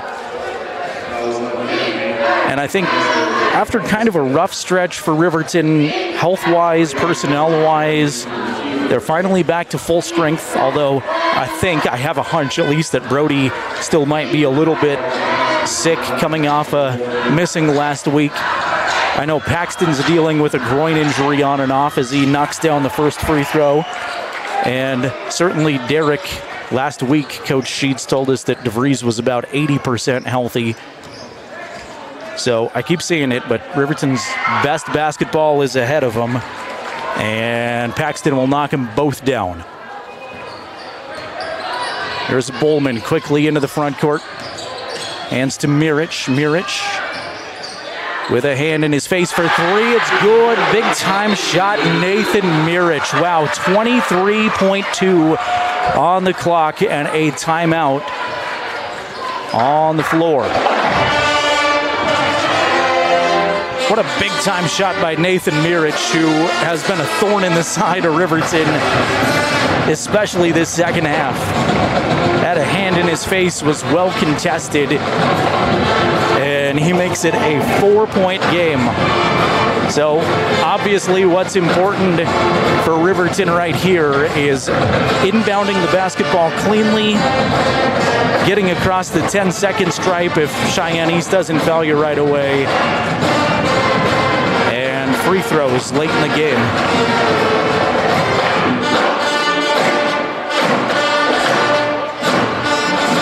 Cheyenne East will host Scottsbluff on Saturday. Riverton hosts Cody on Saturday. But a lot left to be decided in just 23 seconds of regulation here.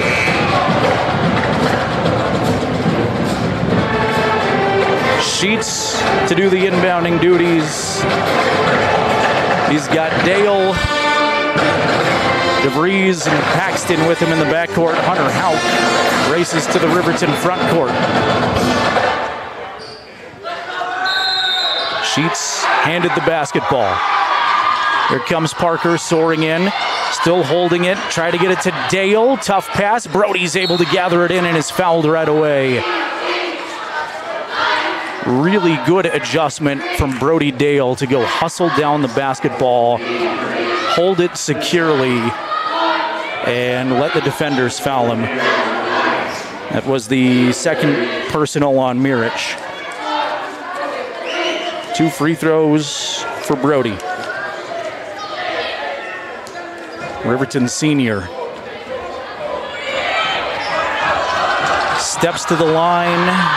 First is no good off the back of the iron.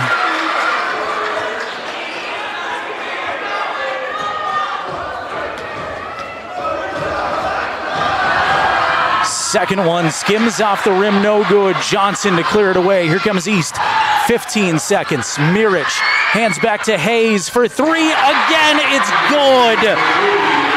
A 1-point game. Clock continues to run. Here's DeVries in backcourt. DeVries is fouled with 4.9. Wow. Nathan Mirich with 2 gigantic three-pointers to keep his Thunderbirds right in this contest.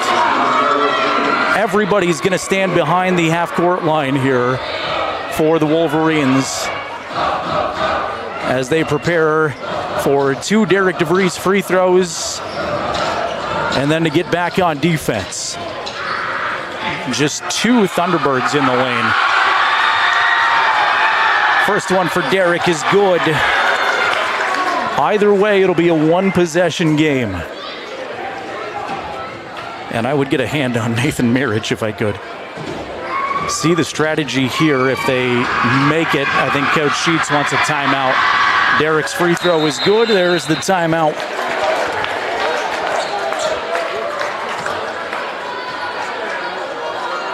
Nope, just a 30 for Coach Sheets. 4.9 seconds on the clock.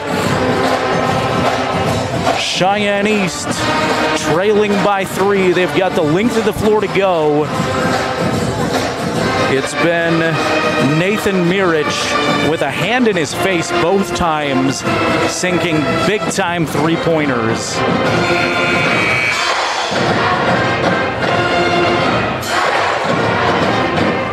This is what it's all about. You love close, fun basketball games, both teams fighting hard. hoping for the best for Drew Jackson, Cheyenne East's leading scorer, left in the second quarter. Haven't seen him back out there. Here we go.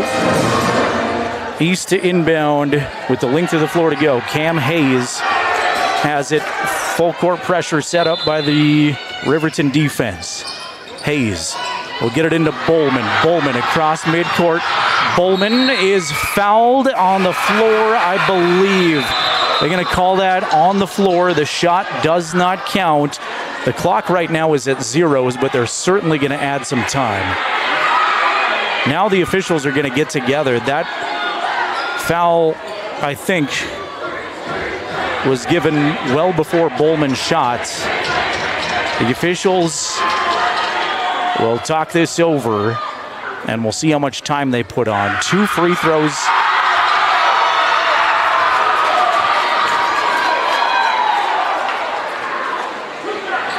And now we'll check the clock. The clock continued to run well after the shot. I think there's going to be at least a second. There are 2 free throws coming up for Brendan Bowman, who, if you're a Cheyenne East fan, has to stand at the line while they sort the rest of this out and think about it for a while. I don't know how much time they're putting on the clock, but you would think he may intentionally miss the second one.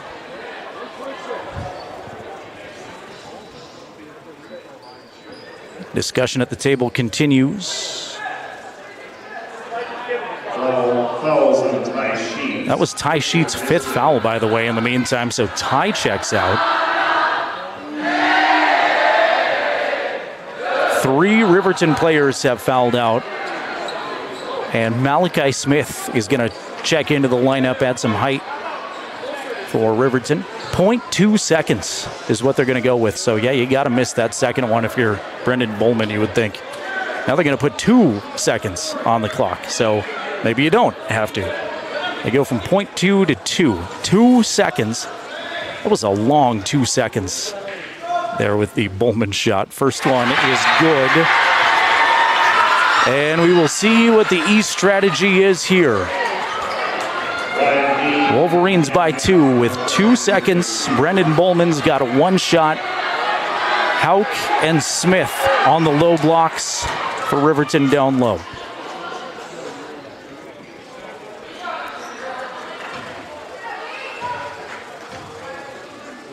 Second free throw. He tried to miss it and he banked it in, but they're going to wave it off. Was he across the line? A lane violation. Shot will not count, and it'll be ball out of bounds to Riverton. 2 seconds still on the clock. East, full court pressure being applied.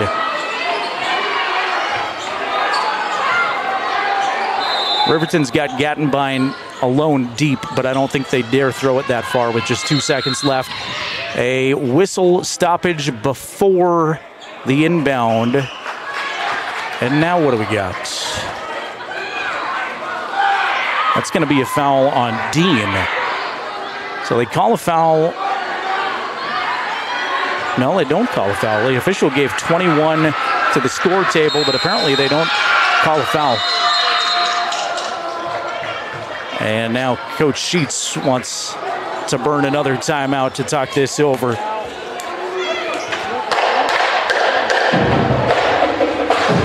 I really am struggling with what that last stoppage was.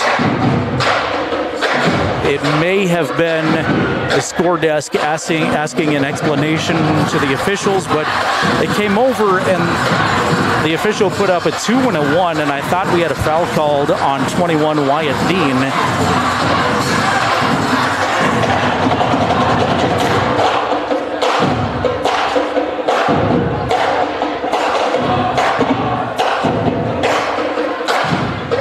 Cheyenne East ladies knocked off Riverton 55-30 earlier tonight. Wolverine boys have gone blow for blow with one of the best teams in the state. They've got them on the ropes right now. 2 seconds remaining.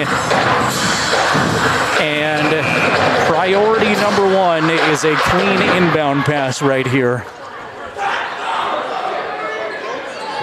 Coach Sheets breaks the huddle. Hauk, Dale, Gattenbein, DeVries, and Paxton out there for the Wolverines. Pressure the whole way from East. Hauk to throw it in. Hauk going deep. Can DeVries get a hand on it? It goes through the baseline. Nobody touched it. It'll be East basketball under their own bucket. What a turn of events that was. Wow, just too much mustard on the inbound pass. Now what does Cheyenne East do? Bowman, the trigger man, under and to the left of his hoop. Bowman to Mirich for three at the buzzer. It's good!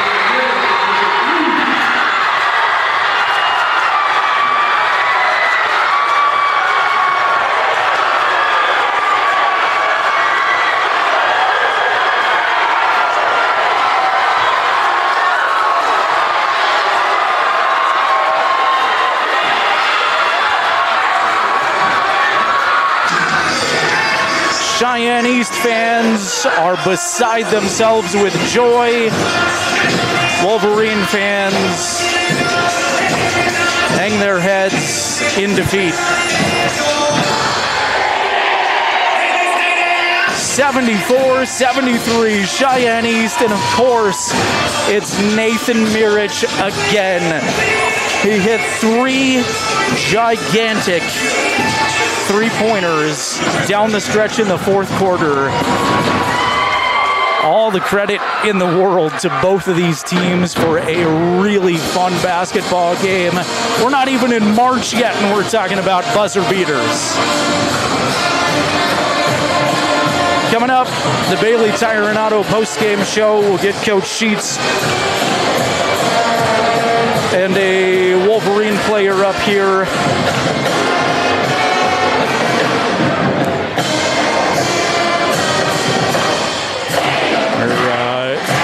We're gonna grab Blake Gattenbein, signaling for him to come up here, and I know this is gonna be a tough post-game show for these Wolverines on a buzzer beater, but man, as just a fan of good basketball, that was a really, really fun contest.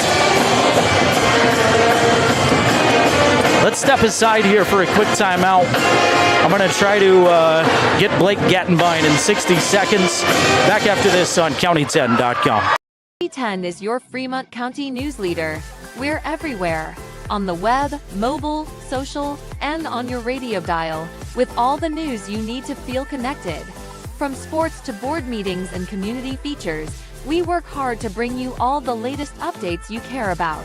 Visit us today at County10.com. County 10, community connected.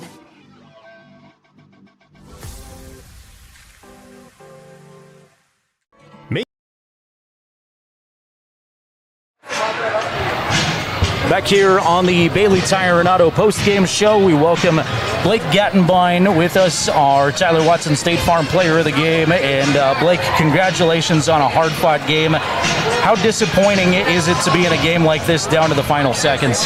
No, it's very disappointing that we just couldn't finish. We were up a good majority of the game and we were playing our butts off, and just sucks that we have to end like that. What lessons can you take away from this? You guys were hanging in there so well, and down the stretch, I think you just kind of kept letting them hang around. What lessons do you take away from a close loss like this? We got to work on our fouls. A lot of our important players got fouls early, and it affected it late in the game, and we got to work on finishing. Your role off of the bench, can you kind of describe what you try to be? You're such a spark plug for this team off of the bench. How do you see yourself, what role? I just come in, try to bring all the energy I can, get my teammates open looks, maybe knock down a couple shots and play hard defense. You've had such a good start to the season. What do you go back to practice and work on? Is there one or two things you can pinpoint about your game specifically? I want to work on my shot a little bit more and my perimeter defense and help side. You get, I guess, one day off maybe. You get a late trip tonight, and then you get Cody on Saturdays. So what's kind of the next 36 hours look like for you? Do you practice tomorrow or just get ready for Saturday? We have practice tomorrow after school. And what do you know about this Cody team? Obviously, a team you'll see a couple of times. Do you know much about Cody this year? I don't know much. I know they got some good returning guys. Going to be a hard-fought game. All right, Blake, congratulations. Great effort. It was a fun game. I know we want the win, but we'll get back after him on Saturday. Sounds good. Thank you. Thank you, Blake Gattenbein, our Tyler Watson State Farm player of the game. Appreciate him joining us here.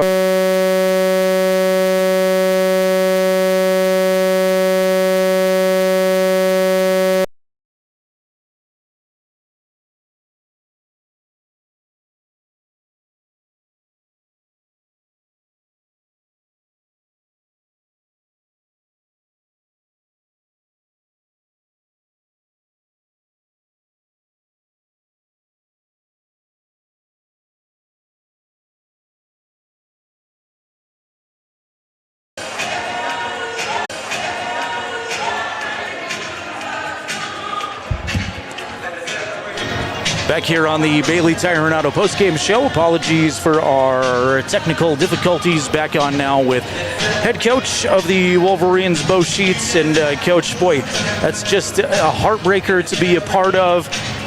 What's the attitude with the team like when you lose on a buzzer beater? Well, I think you said it well. I mean, heartbreaker's the understatement of the night. So, I mean, it's tough. I mean, we had a good lead, doing the right things, just didn't take care of the little things.